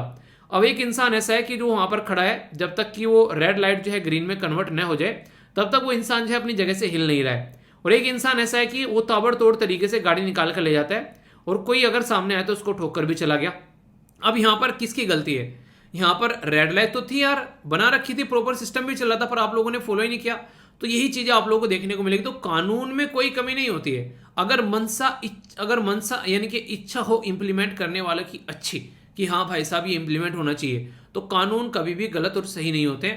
ये हम लोगों को देखना होता है कि हम लोग उन कानूनों को कैसे यूटिलाइज कर रहे हैं, और यही सबसे बड़ी प्रॉब्लम निकल कर आती है। तो हम लोग उन रिसोर्सेज को ढंग से यूटिलाइज ही नहीं कर पाते हैं, जिसके चलते यहाँ पर सोल्यूशन निकल सकता है। कुछ ऐसी इंटरेस्टिंग बातें मैं आप लोगों को बताऊंगा जिसके साथ में आप लोग यहाँ पर कोरिलेट भी कर पाएंगे। अभी कोर्ट क्या बोल रहा है? कोर्ट ये बोला है कि यार देखो कानून तो है, पर लेकिन आप लोग यहाँ पर उनको ढंग से इंप्लीमेंट नहीं कर रहे हैं, तो हम लोग को गाइडलाइन देनी पड़ेगी जब तक आप लोग एक प्रॉपर कानून लेकर नहीं आते हैं। तो उसके चलते क्या है, सबसे पहले तो देखिए सेपरेट लॉ फॉर बेल, यानी कि आज की डेट में यहाँ पर ये देखने को मिलते हैं।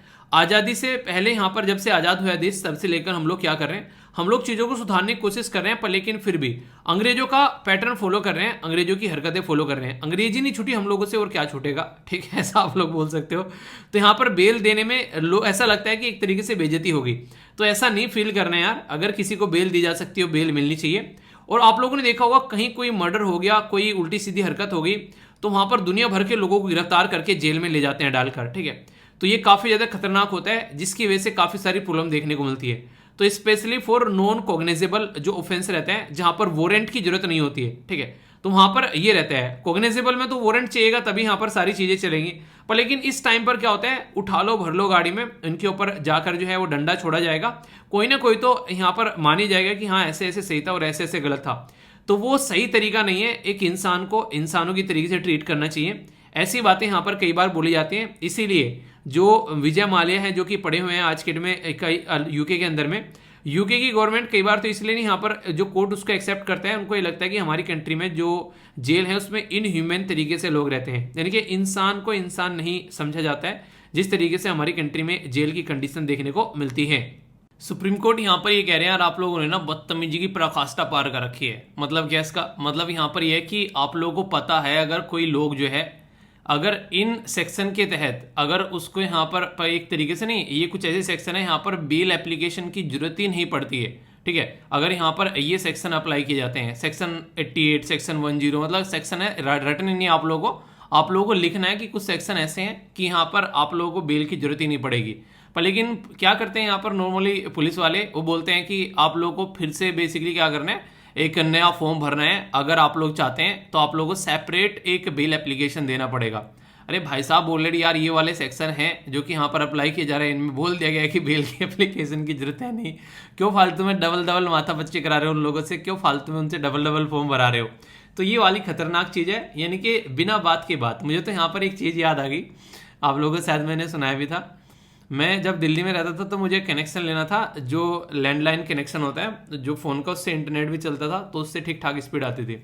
तो मैं गया लेने के लिए MTNL के ऑफिस में। तो वहाँ पे जैसे कि यहाँ पर ये वाला ऑफिस है, मतलब एक ऑफिस है काफ़ी बड़ा है वैसे तो, इसमें कई सारे रूम है।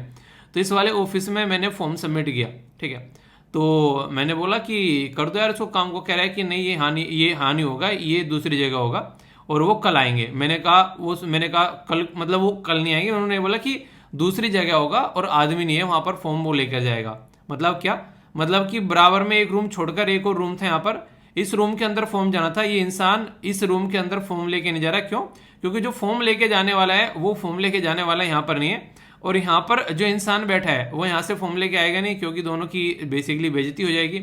तो ये बोल रहा है कि यहाँ पर ये कल कोई आदमी आएगा, इनका फॉर्म लेके यहाँ पे जाएगा, वो उसके ऊपर साइन करेगा और फिर जो है वो कनेक्शन जो है वो मेरे पास में आएगा।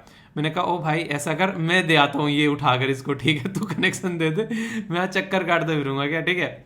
तो वो वाली बातें हैं। तो मैंने बोला कि यार कनेक्शन दे दो, आपके इतनी सारी हरकतें उल्टी सीधी कर रहे हो। तो कहने लगा एक प्रोसीजर होता है वो फॉलो करेंगे। मैंने कहा ये प्रोसीजर नहीं है, मतलब दूसरों का प्रोसीजर बनवाना है कि चक्कर काटते रहो तुम यहाँ पर, ये तो इंपॉर्टेंस दिखाने वाली बात होगी। सामने वाला बोल रहा है, मैं बोल रहा हूँ कि ला मैं दिया तो उसको फोन अपन आराम से कर देगा साइन, उस पेपर नहीं हुआ वो काम। तो ये कंडीशन है कि डबल बिना बात की मेहनत करवानी है लोगों से, ठीक है।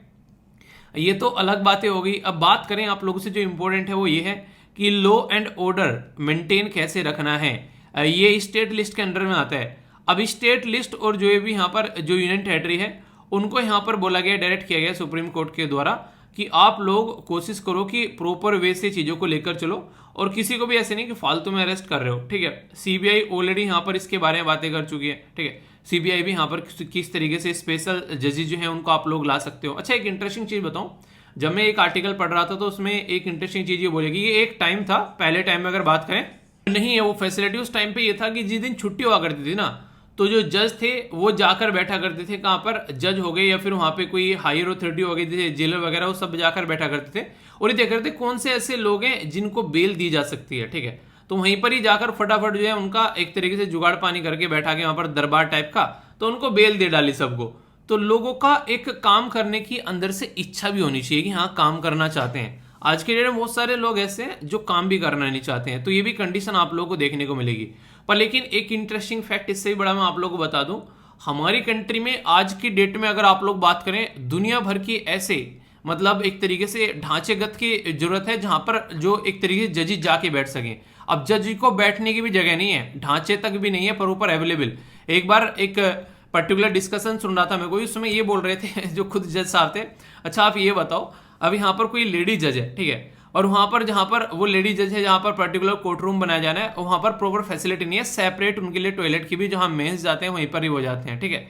तो इस तरीके से कंडीशन आप लोग देख सकते हैं। तो कहने का मतलब यहाँ पर ये कंडीशन काफ़ी ज़्यादा खराब है, यहाँ पर कोर्ट रूम अवेलेबल नहीं है प्रॉपर वे में।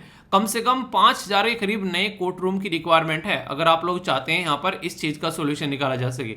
तो यहाँ पर ये चीज़ें आप लोगों को लेकर चलनी पड़ेगी, तो वो भी एक कंडीशन है यहाँ पर, ठीक है। तो केसेस वहाँ पर ही पेंडिंग पड़े रहते हैं, ठीक है। तो इस तरीके से आप लोग समझ सकते हैं। एक और काफ़ी ज़्यादा इंटरेस्टिंग फैक्ट जो कि आप लोग को यहाँ पर पता होना चाहिए, अभी रिसेंटली चाइना के अंदर में कुछ ऐसे सॉफ्टवेयर डेवलप किए गए जो कि जजेस की हेल्प करते हैं, और ये माना जा रहा है कि जो जजेस के पेंडिंग केस हैं उसको वो 1/3 यहाँ पर कम कर देंगे, मतलब उनका बर्डन 1/3 कर देंगे, जो यहाँ पर जो उनको अगर कोई डिसीजन देना है तो, ठीक है, तो उसको इस तरीके की जो टेक्नोलॉजी है उसका इस्तेमाल किया जा सकता है। और अब तो यार हम लोग हाइब्रिड चीज़ें लेकर चल रहे हैं ना, हाइब्रिड मतलब ऑनलाइन और ऑफलाइन दोनों चीज़ें चल रही हैं, तो इसको क्यों हम लोग इंजॉय नहीं कर सकते हैं कि ऑनलाइन को ऑनलाइन दे दो, ऑफलाइन को ऑफलाइन दे दो, फटाफट ये इनको निपटाओ, केसेस को जितने ज़्यादा आप लोग निपटा सकते हो। कोविड-19 में आप लोगों ने पूरा इस्तेमाल भी कर लिया, ऑनलाइन एंड ऑफलाइन वाला चक्कर, कोई दिक्कत ही नहीं होनी चाहिए। तो इस तरीके से यहाँ पर बहुत सारे ऐसे सॉल्यूशन है, पर लेकिन वही है कि करने वाला चाहिए ना, सॉल्यूशन तो मिल जाएंगे।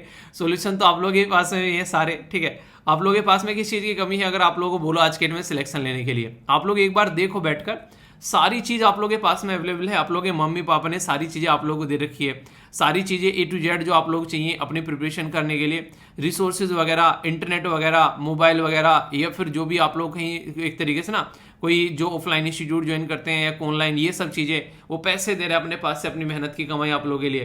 पर लेकिन आप लोग हो कि आप लोगों को लग रहा है यार क्या ही करना है, चल रही है जिंदगी मजे में, क्यों ही पढ़ना है, तो वो वाली बातें आती है निकल के, ठीक है।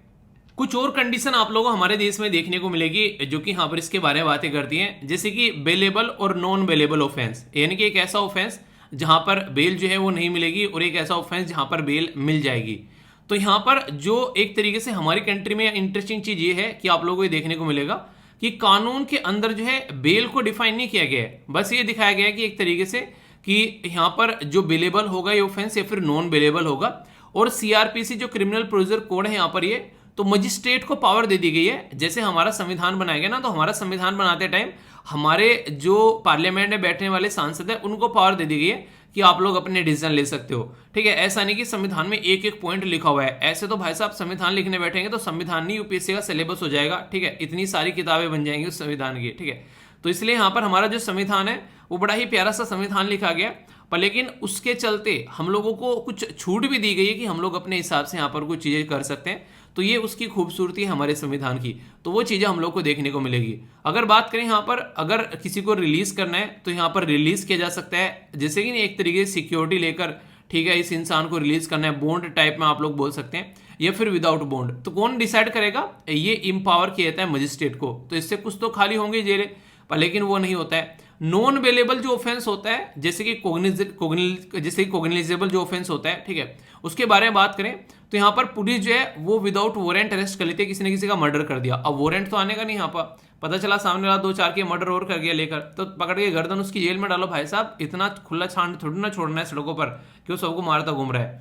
तो मजिस्ट्रेट डिटरमाइन करेगा कि किस तरीके से एक्यूज फिट है रिलीज करने के लिए, ऐसा नहीं कि वहां पर ऐसे ही मजे मजे में काम हो जाएगा।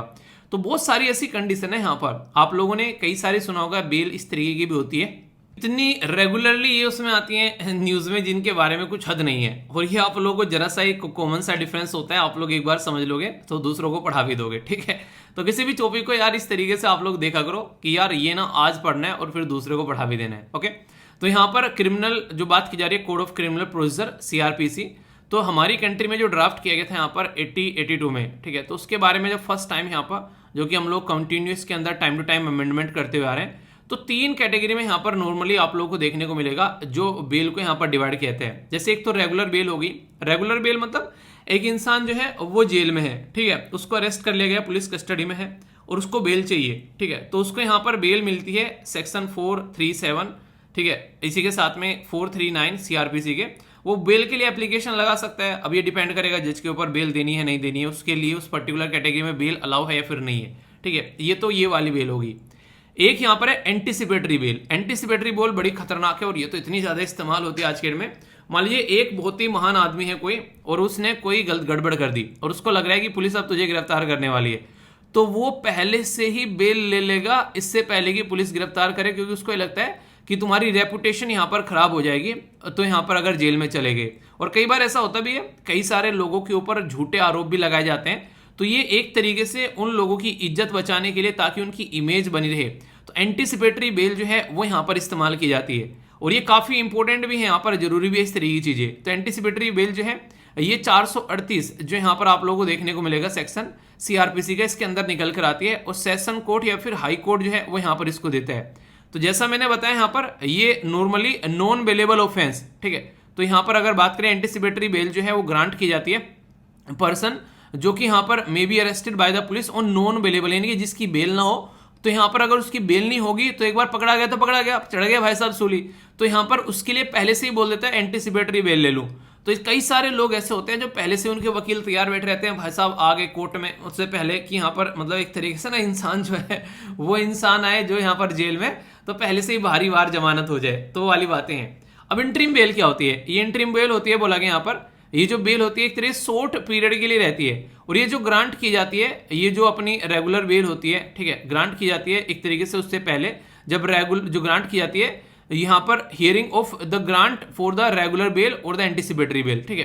तो यानी कि ये यहाँ पर इससे कनेक्ट करके आप लोग देख सकते हैं, जो यहाँ पर रेगुलर बेल होती है और एंटिसिपेटरी बेल होती है, शॉर्ट पीरियड के लिए इनसे पहले यहाँ पर ये ग्रांट की जाती है। तो कई सारे ऐसे प्रोविजन रख रखे हैं, इनके सबके अपने अपने फायदे हैं, पर लेकिन कई बार इनको गलत तरीके से इस्तेमाल भी कहता है, क्योंकि इंसान है, इंसान की फितरत है लूप होल ढूंढना, और वो हम लोग ढूंढ के बैठते हैं और फिर ऐसी हरकतें करते हुए नजर आते हैं।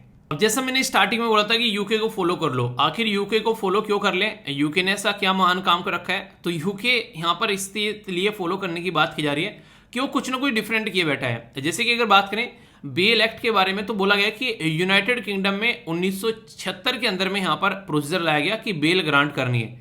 एक कॉन्सेप्ट आप लोगों ने सुना होगा, नेचुरल जस्टिस का कॉन्सेप्ट, उसके ऊपर कई बार एग्जाम में चीजें पूछी जाती हैं, और पता भी होना चाहिए आप लोगों को। नेचुरल जस्टिस का मतलब ये होता है कि एक तो अपने ही केस में आप लोग खुद जज नहीं बनोगे, यानी कि जो बेसिक थीम है नेचुरल जस्टिस की वो यह कि जो इंसान जो है वही तो चोर है और वही कोतवाल बना बैठा है अपने आप ही, यानी कि वही डिसीजन देगा, उसी ने चोरी कर रखी है, ठीक है। दूसरा यहाँ पर ये होना चाहिए, अगर किसी का जजमेंट देना है तो यहाँ पर एक तरीके से उस इंसान से भी एक नहीं पूछना है कि भाई साहब तुमने गुनाह क्या किया, तुमको ये सजा देने जा रहे हैं हम लोग यहाँ पर, ठीक है। ऐसा नहीं कि उसको सुना ही नहीं, बेचारे को उठा के यहाँ पर सजा सुना दी, तो ऐसा नहीं होना चाहिए, ठीक है। तो जय भीम मूवी देखी आप लोगों ने देखी होगी, तो वहाँ पर यही हरकतें दिखा रखी है कि गुनाह कोई और कर रहा है और सजा कोई और पा रहा है, तो ये बड़ी ही खतरनाक चीजें निकल कर यहाँ पर आती है, ठीक है। तो इस तरीके से जय भीम मूवी में मुझे जो अच्छी बात लगी यहाँ पर, जो लॉयर साहब थे उनकी, वो क्या करते थे, वो गरीबों से पैसे नहीं लिया करते थे खासकर, ठीक है। तो वो मुझे काफ़ी अच्छी लगी। तो इस तरीके से आप लोग समझ सकते हैं, या फिर बहुत ही माइन्यूट सा अपना फीस ले सकते हैं, जबकि बहुत बड़े एक तरीके से वो वकील थे। तो आप लोग भी जिंदगी में जब किसी अच्छी पोजीशन में पहुंच जाओ ना, आप लोगों को लगे कुछ हेल्प आप लोग कर सकते हो किसी की, तो जरूर करिएगा, पीछे मत हटिएगा। इससे आप लोगों के दिल को जो सुकून मिलेगा ना, मैं आप लोगों को लिख के देता हूँ, किसी और चीज़ में नहीं मिलेगा आप लोगों को, ठीक है।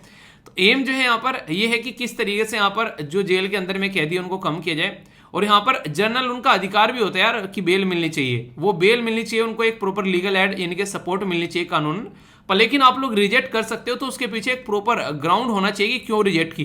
क्या बाहर जाकर वो यहाँ पर किसी का गला काट देगा, जेब चोरी फिर वही हरकतें करेगा जो यहाँ पर कर रहा है? अगर आप लोग उससे सेटिस्फाई हैं तो ही आप लोग उसको बेल ग्रांट नहीं करेंगे, वो नॉर्मल नोट पर आप लोग उसको जो है बेल ग्रांट कर देंगे। ऐसा नहीं कि इंडिया में कि हाँ लोगों को उठा उठाकर जेल में डाल दिया और फिर उनसे पूछे जा रहे हैं लाठियां चला चला कर, बता नहीं कहते बता चोरी किसने की है, बता तू नहीं चोरी की है ना।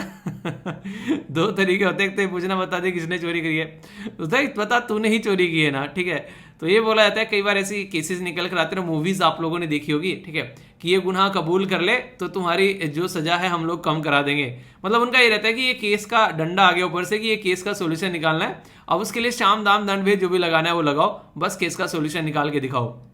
ये वाला एरिया बहुत इंपॉर्टेंट है, इसके ऊपर स्टार लगा लेना आप लोग 2-3, ठीक है। इस तरीके से यहाँ से कई बार आप लोगों से एग्जाम में क्वेश्चन ही पूछे जाते हैं। ये जो शब्द यहाँ पर लिखे गए हैं इनका मतलब है, यहाँ पर आर्टिकल 20 जो संविधान का है, फंडामेंटल राइट के अंदर जब आप लोग जाते हैं तो यहाँ पर कई सारी चीजें आप लोगों को देखने को मिलती हैं जिनको मौलिक अधिकार बोलते हैं। आर्टिकल 12 से लेकर आर्टिकल 35 तक मौलिक अधिकार है। तो यहाँ पर इसके अंदर 20, 21 और 22वें जो आर्टिकल है, यहाँ पर ये बोलते हैं कि कॉन्स्टिट्यूशन के अंदर भी यहाँ पर कुछ ऐसे प्रोविजन रखे गए कि यहाँ पर आप लोग ऐसे नहीं कि फालतू में ही लोगों को अरेस्ट कर लेना है। सबसे पहले तो यहाँ पर आर्टिकल 20 जो है protection in respect of the जो कन्विक्शन फॉर द ऑफेंसेस, इसके बारे में यहाँ पर बात करता है। और 3 बात बड़ी प्यारी यहाँ पर बोलता है कि no ex post facto law, यानी कि अगर कोई पर्टिकुलर इंसान जो है उसने आज कोई गुनाह कर दिया है, ठीक है, और आज कोई गुनाह कर दिया है, आज हमारे देश में इस गुनाह के लिए उसको 6 महीने की सजा है। तो आप लोग ऐसा नहीं करोगे कि पहले भाई साहब चल के कानून में हम लोग फेरबदल करते हैं और कानून में फेरबदल करके 6 महीने की सजा जो है इसको 6 साल की या फिर 60 साल की करते हैं और फिर यहाँ पर इसके ऊपर इंप्लीमेंट करेंगे। ना मुन्ना ना, ऐसे ना करना है। क्यों? क्योंकि यहाँ पर जो ऑलरेडी अवेलेबल सजा है, जो उस टाइम पर उसने क्रिमिनल एक्टिविटी की है, उसी के हिसाब से उसको यहाँ पर सजा मिलनी है, ना कि तुम नया कोई कानून फ्रेम करोगे उसके हिसाब से तुम यहाँ पर लेकर आओगे और तब काम करोगे। तो एक तो ये बात बोली गई है। इसके ऊपर अलग से क्वेश्चन आप लोगों से पूछे जाते हैं कई बार, ठीक है। एक बोला गया है नो डबल जियोपार्डी। इसका मतलब क्या होता है? इसका मतलब ये था कि एक इंसान को, जैसे आप लोगों ने मूवी देखी होगी जो ऋतिक रोशन की मूवी थी, क्या नाम है, जोधा अकबर, ठीक है, उसमें क्या करता है, उसमें कहता है कि जो उसका जो भाई रहता है उसको क्या करता है, कहता है कि इसको ऊपर लेके जाओ, ऊपरली मंजिल से नीचे फेंको, ठीक है। मर गया, देखना झांक के मर गया, नहीं मरा, कह रहा नहीं मरा, कह रहा फिर से लेके आओ, अब की बार फिर से फेंको और सिर की तरफ से फेंकना, कह रहा मर गया, अगर नहीं मरा तो फिर से लेके आओ। तो यानी कहने का मतलब यहाँ पर ये हो गया, अगर कोई इंसान ने कोई यहाँ पर गलत काम किया है तो उसको उस काम की सजा मिल गई, इसने चोरी की है, इसकी चोरी की सजा मिल गई, इसको 6 महीने ये जेल में रहेगा, इसके बाद छोड़ दो। पसंद नहीं है यार 6 महीने, 6 महीने वो डालो इसको जेल में, किस लिए? क्योंकि वो जो पहली चोरी की है उसी के लिए डालना है, फिर से दूसरी चोरी की है नहीं की है तो फिर क्यों डालना है, ऐसे ही मन कर रहा है फिर से 6 महीने डालो। ऐसा नहीं करने के भाई, एक इंसान को एक गलती करने के लिए उसको एक बार ही सजा मिलेगी, ऐसा नहीं कि मन कर रहा है कि 2-3 बार उसको सजा दो, ठीक है। तो ये यहाँ पर बात की जा रही है, ठीक है। इसी के साथ में कोई सेल्फ इंक्रिमिनेशन के बारे में बात की जा रही है, यानी कि यहाँ पर ये भी रहता है किसी को फोर्स नहीं करना है, ठीक है, अपने ही खिलाफ उसको बोलने के लिए कि हाँ तुम बोलो कि हाँ तुम ही नहीं हरकतें की है, तो फोर्स नहीं करना है, जबरदस्ती किसी से तुम ये नहीं बुलवा सकते कि हाँ तुम ही नहीं हरकतें की है। तो ये ऑलरेडी आप लोगों को देखने को मिलेगा, प्रोटेक्शन प्रोवाइड कराई गई है हमारे संविधान ने भी। और right to life and personal liberty तो है ही आप लोगों को, ठीक है, जिसके तहत आप लोग अपनी लाइफ को एंजॉय कर सकते हैं। और ये तो अब हमारे देश में एक केस भी आया जिसके बारे में मैंने कई बार बताया। अच्छा, केस का नाम बताओ आप लोग, बताओ किस ईयर में ये केस आया था। तो आप लोगों को पता है कि अब तो यहाँ पर राइट टू प्राइवेसी के बारे में बात करते हैं आप लोग, ठीक है। एक बड़ी ही खतरनाक चीज है जो कि यहाँ पर प्यूनिटिव और एक तरीके से यहाँ पर प्रिवेंशन वाली होती है। प्यूनिटिव का मतलब क्या होता है, जैसे कि आज के डेट में मैं बोलूं कि आप लोगों को ये काम करना है, ठीक है, और आप लोग बोलो कि ये टाइम नहीं मिला सर ये काम करने का, अब इसके लिए कोई सजा दे रखी है, ठीक है। मैं बोलूंगा ठीक है आज से ना आप लोगों को क्या करना है, 2-2 गिलास ज्यादा पानी पीना है, आप लोगों ने काम नहीं किया तो ये क्या हुआ, कोई काम आप लोगों को बोला था, आप लोगों ने वो काम नहीं किया, मैंने आप लोगों को बोला अब सजा मिलेगी 2 गिलास पानी ज्यादा पीने हैं, ठीक है। हालांकि ये सजा कम, ये सेहत बनाने का ज्यादा काम रहेगा, ठीक है। पर लेकिन अगर यहाँ पर बोला जाए कि पता है कि ये इंसान जो है इसको ये काम बोला है काम नहीं करेगा, तो पहले से कुछ ऐसा जुगाड़ करके रखना कि यहाँ पर हरकतें ना हो सके, काम पूरा हो जाए, यानी कि प्रिवेंट करना। तो बोला जाता है कि पता चला कि कल को चलकर ये इंसान जो है दंगे फसाद करेगा, इसको पहले से ही डिटेन कर लो। जैसे मान लीजिए प्राइम मिनिस्टर मोदी साहब जो है जम्मू एंड कश्मीर में कुछ चीजों को इनोग्रेट करने जाते हैं और वहां पर पता चला जो दंगई है वहां पर कुछ ऐसे लोग हैं जो कि अनवांटेड तत्व रहते हैं सोसाइटी में, तो यहाँ पर वो हरकतें करना स्टार्ट कर दें तो उनको पहले से ही डिटेन कर लिया जाता है, ठीक है, ताकि यहाँ पर आसानी से चीजों को इंप्लीमेंट किया जा सके। तो इस तरीके के प्रोविजन आप लोगों को देखने को मिलते हैं जो कि अपने ही आप में काफी इंपॉर्टेंट है और दोनों के लिए इंपॉर्टेंट रहते हैं, समाज के लिए भी और पर्टिकुलर पर्सन के लिए भी, ताकि एक सौहार्दपूर्ण माहौल जो है वो समाज के अंदर बना रहे।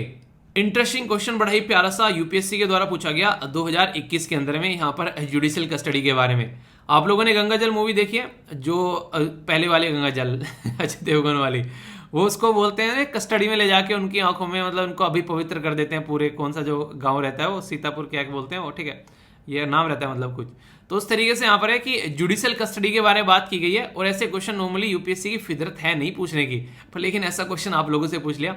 बोला गया कि जुडिशियल कस्टडी के अंदर जो भी एक्यूज रहता है, ठीक है, तो बोला गया कि कस्टडी के अंदर तो एक तरीके से तो मजिस्ट्रेट, मान लीजिए जुडिशियल कस्टडी का मतलब तो मजिस्ट्रेट की कस्टडी में हो गया ना, तो बोला गया कि उसको लॉक किया जाएगा पुलिस स्टेशन के अंदर, ना कि जेल में। पहली स्टेटमेंट अटेम्प्ट करिएगा आप लोग, कॉमन सेंस का है बेसिकली। यहाँ पर जब जुडिशियल कस्टडी के अंदर में जो यहाँ पर रहता है तो पुलिस ऑफिसर जो है जो उस पर्टिकुलर एरिया का केस का चार्ज रहता है उसको अलाउ नहीं किया जाता है इंट्रोगेट करने के लिए विदाउट द परमिशन, यानी कि परमिशन उसको लेनी पड़ेगी, अप्रूवल लेना पड़ेगा कोर्ट से, तब उसको यहाँ पर मिलेगा काम। देखता हूँ कौन सा आंसर देता है। कॉमन सेंस का क्वेश्चन अगर बात करें तो आप लोग आसानी से इसका आंसर दे सकते हैं, ठीक है। बोला क्या जा रहा है, बोला ये जा रहा है अगर कोई पर्टिकुलर पर्सन जो है वो जुडिशियल कस्टडी का मतलब होता है कि मजिस्ट्रेट की कस्टडी में है और उसको लॉकअप यानी कि पुलिस स्टेशन के अंदर नहीं रखा जाएगा, बाकायदा जो प्रॉपर जेल बनी हुई है उसके अंदर उसको रखा जाएगा। यहां पर बोला गया कि accused lockup in the police station, यानी कि पुलिस स्टेशन के अंदर उसको लेगा, ना कि जेल। ये गलत है, जब जुडिशियल कस्टडी होगी तो उसको जेल में रखा जाएगा, ना कि पुलिस स्टेशन के अंदर में। और जब एक बार जुडिशियल कस्टडी हो गई तो यहां पर उस इंसान को अप्रूवल बेसिकली लेना पड़ेगा कोर्ट से। अगर कुछ भी इंट्रोगेशन करना है, कुछ भी उल्टी सीधी हरकतें करते हैं, कई बार मनमानी चलाते हैं, तो वो वाली चीजें नहीं देखने को मिलेगी, ठीक है। तो आंसर क्या हो गया, आंसर यहां पर इसका बी हो गया। तो ऐसे क्वेश्चन आप लोगों से पूछाते हैं आजकल प्रैक्टिकल नॉलेज के ऊपर, तो यहाँ पर ये अगर कोई पुलिस में ही है तो वही आंसर यहाँ पर आराम से दे सकता है, या फिर कोई वकील है। नॉर्मली स्टूडेंट्स जो है ऐसी चीजें नहीं है, पर हाँ अब एक्सपेक्ट करते हैं कि थोड़ा सा जागरूक रहें जो नए स्टूडेंट आ रहे हैं मार्केट के अंदर में, ठीक है। ये क्वेश्चन का आंसर आप लोगों को देना है। एंटीसिपेटरी बेल इतनी ज्यादा न्यूज में रहती है, शायद ही कुछ और रहता होगा। बोला जा रहा है कौन से सेक्शन के अंदर आती है, सेक्शन 437, 438, 439। तो अभी मैंने आप लोगों को बताया, तो इसका आंसर तो मैं आप लोगों से एक्सपेक्ट करता हूँ ना, ऐसे ऐसे तो आंसर दे दिया करो, ठीक है। पूरा आर्टिकल सुनने के बाद में भी आंसर नहीं दे रहा तो फिर क्या मतलब है, बताइए कौन सा है। अभी बताया आप लोगों को यहाँ पर सेक्शन 438, ठीक है। तो आप लोग यहाँ पर देखते हैं, इसका आंसर यहाँ पर बी हो गया। इस तरह के क्वेश्चन बड़े एक तरीके फेवरेट है यूपीएससी के। यहाँ पर क्या करते हैं, जैसे यहाँ पर प्रिवेंटिव डिटेंशन के बारे में कर दिया और प्यूनिटिव डिटेंशन के बारे में कर दिया। तो बोला गया प्रिवेंटिव इज एक तरीके से यहाँ पर punish a person for the offence committed. फिर प्रिवेंटिव रह गई क्या, तो बोला जा रहा है कि ये प्रिवेंटिव है। प्रिवेंटिव का मतलब तय गया कि उसको पहले से डिटेन कर लेना, ठीक है, वे एक तरीके से, ताकि वो हरकतें ना कर सके, तो ये तो प्यूनिटिव होगी। तो ये शब्द जो है यहाँ पर इस तरीके से कई बार पूछा जाता है और बोला गया इनकरेक्ट कौन सा है। तो डबल लेवल पर दिमाग खराब करने वाला क्वेश्चन हो गया। पहले तो इनको अलग दे दिया, आप लोग बोलोगे दोनों गलत है, तो आप लोग सीधा ही लगा दोगे अगर यहाँ पर नहीं पढ़ोगे। आंसर क्या है, आंसर है सी। तो ऐसे क्वेश्चन आप लोगों से पूछाते हैं जो डबल चेक करा देते हैं आप लोगों को। पहले तो ये अलग अलग दे दिया, अगर फ्रीक्वेंटली पढ़कर निकल जाओगे तो आप लोगों को लगेगा हाँ गलत है, चलो ठीक है, तो आंसर सी हो गया। या फिर कई सारे बोल सकते हैं सही सा लग रहा है यार ये तो पढ़ने में, ठीक है। वही कई बार चक्सो खुलते हैं जब पेपर में बैठे रहते हैं, क्वेश्चन पढ़ रहे हैं, अरे यार ये सही सा लग रहा है यार, आंसर इसका यही हो सकता है, ठीक है, पढ़ा तो था यार पर कुछ कुछ याद आ रहा है, पहला तो बिल्कुल कंफर्म है पर दूसरे वाले में थोड़ा सा डाउट है, ठीक है। और जहां पर ये चीजें घूमना स्टार्ट हो गई तो समझो वहां पर कहानी खराब होना स्टार्ट हो गई। एक्चुअल में ये चीजें क्यों आती है, नॉर्मली ये चीजें तब आती हैं जब आप लोगों ने एक अच्छे लेवल की प्रैक्टिस नहीं कर रखी होती है। अगर आप लोग रेगुलर प्रॉपर प्रैक्टिस करोगे, अगर अभी से ही आप लोग लग जाओ और आप लोग कोशिश करो डेली लगभग 10 से 20 या 15 से 20 जो एमसीक्यूज है उनको बीच बीच में आप लोग सोल्व करते रहो, तो आप लोग एक अच्छे लेवल पर एक अपने आप को अटेम्प्ट कर पाओगे, ठीक है। तो ये तरीका होता है चीजों करने का। ऐसे क्वेश्चन भी काफी अच्छे आप लोगों को देखने को मिलेंगे। ये बोला गया सीआरपीसी के हिसाब से यहाँ पर कि बोला गया कि इसको डिफाइन किया गया बेल को, ठीक है, यानी कि define the word bail, bailable और नॉन बेलेबल। ये तो एक तरीका है, ये डिफाइन थोड़ी ना है, ठीक है। सीआरपीसी जो एम्पावर करता है मजिस्ट्रेट को कि वो बेल ग्रांट कर सकता है जैसे उसको सुटेबल लगे, और नॉन बेलेबल ऑफेंस के अंदर में इनेबल करता है पुलिस ऑफिसर को कि अरेस्ट कर सकता है विदाउट वारंट। तो सही आंसर यहाँ पर क्या है, अभी डिटेल में पढ़ाया मैंने आप लोगों को, तो करेक्ट बताना है। ए में बोला गया 1 and 2, बी में बोला गया 2 and 3, सी में बोला गया 1 and 3 और डी में बोला गया ऑल ऑफ द अबव। तो सही आंसर आप लोग बताइए क्या होगा सही आंसर। तो सही आंसर है यहाँ पर बी, जैसे कि आप लोग देखते हैं यहाँ पर डिफाइन नहीं किया गया और बाकी यहाँ पर दोनों आंसर है। तो आंसर क्या हो गया, आंसर यहाँ पर बी हो गया। ओके, कोई भी चीज ऐसी होती है जब कोई एक टाइम ड्यूरेशन कंप्लीट करती है तो उसके बारे में आप लोगों से कई बार क्वेश्चन पूछ ले जाते हैं। तो IPAWS, तो यहाँ पर अपने 10 ईयर जो है वो सेलिब्रेट कर रहा है बेसिकली। तो इंटीग्रेटेड पब्लिक अलर्ट सिस्टम आप लोग यहाँ पर बोल सकते हो, तो इसके बारे में आप लोगों से मैं बात करने वाला हूँ।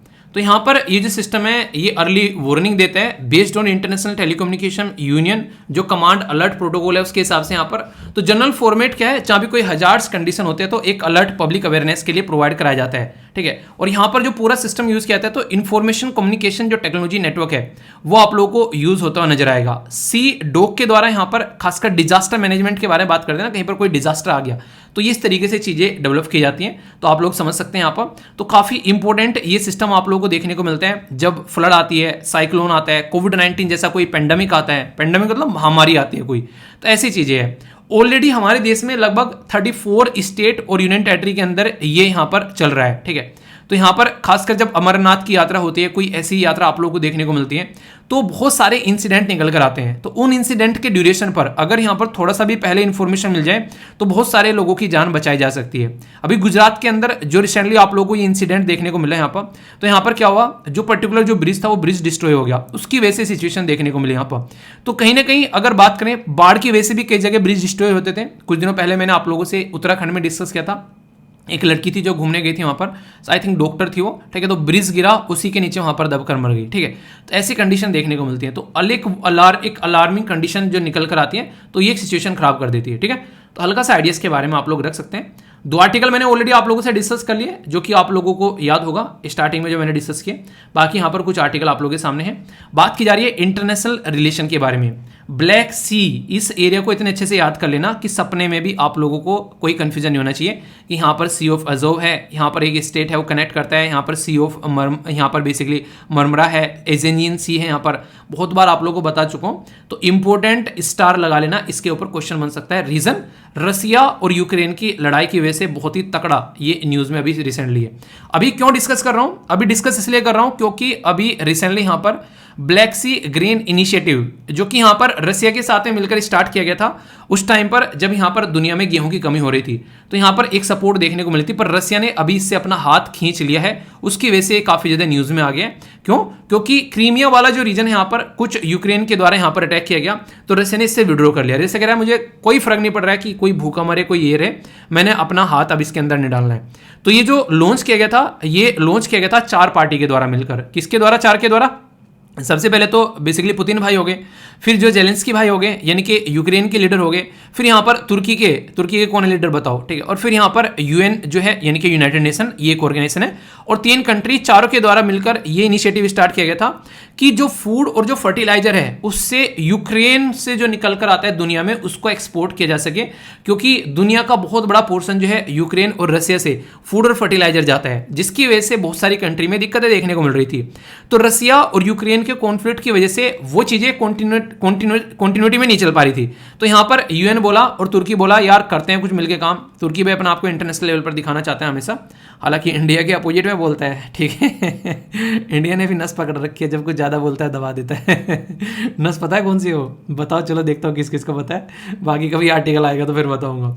जैसे नहीं हमारे JNK वाले के ऊपर बोलते हैं, हमने भी नस पकड़ रखी है उसकी, चलिए बताएंगे फिर कभी। आपको बता रखा है वैसे पहले, अगर याद है तो बताना।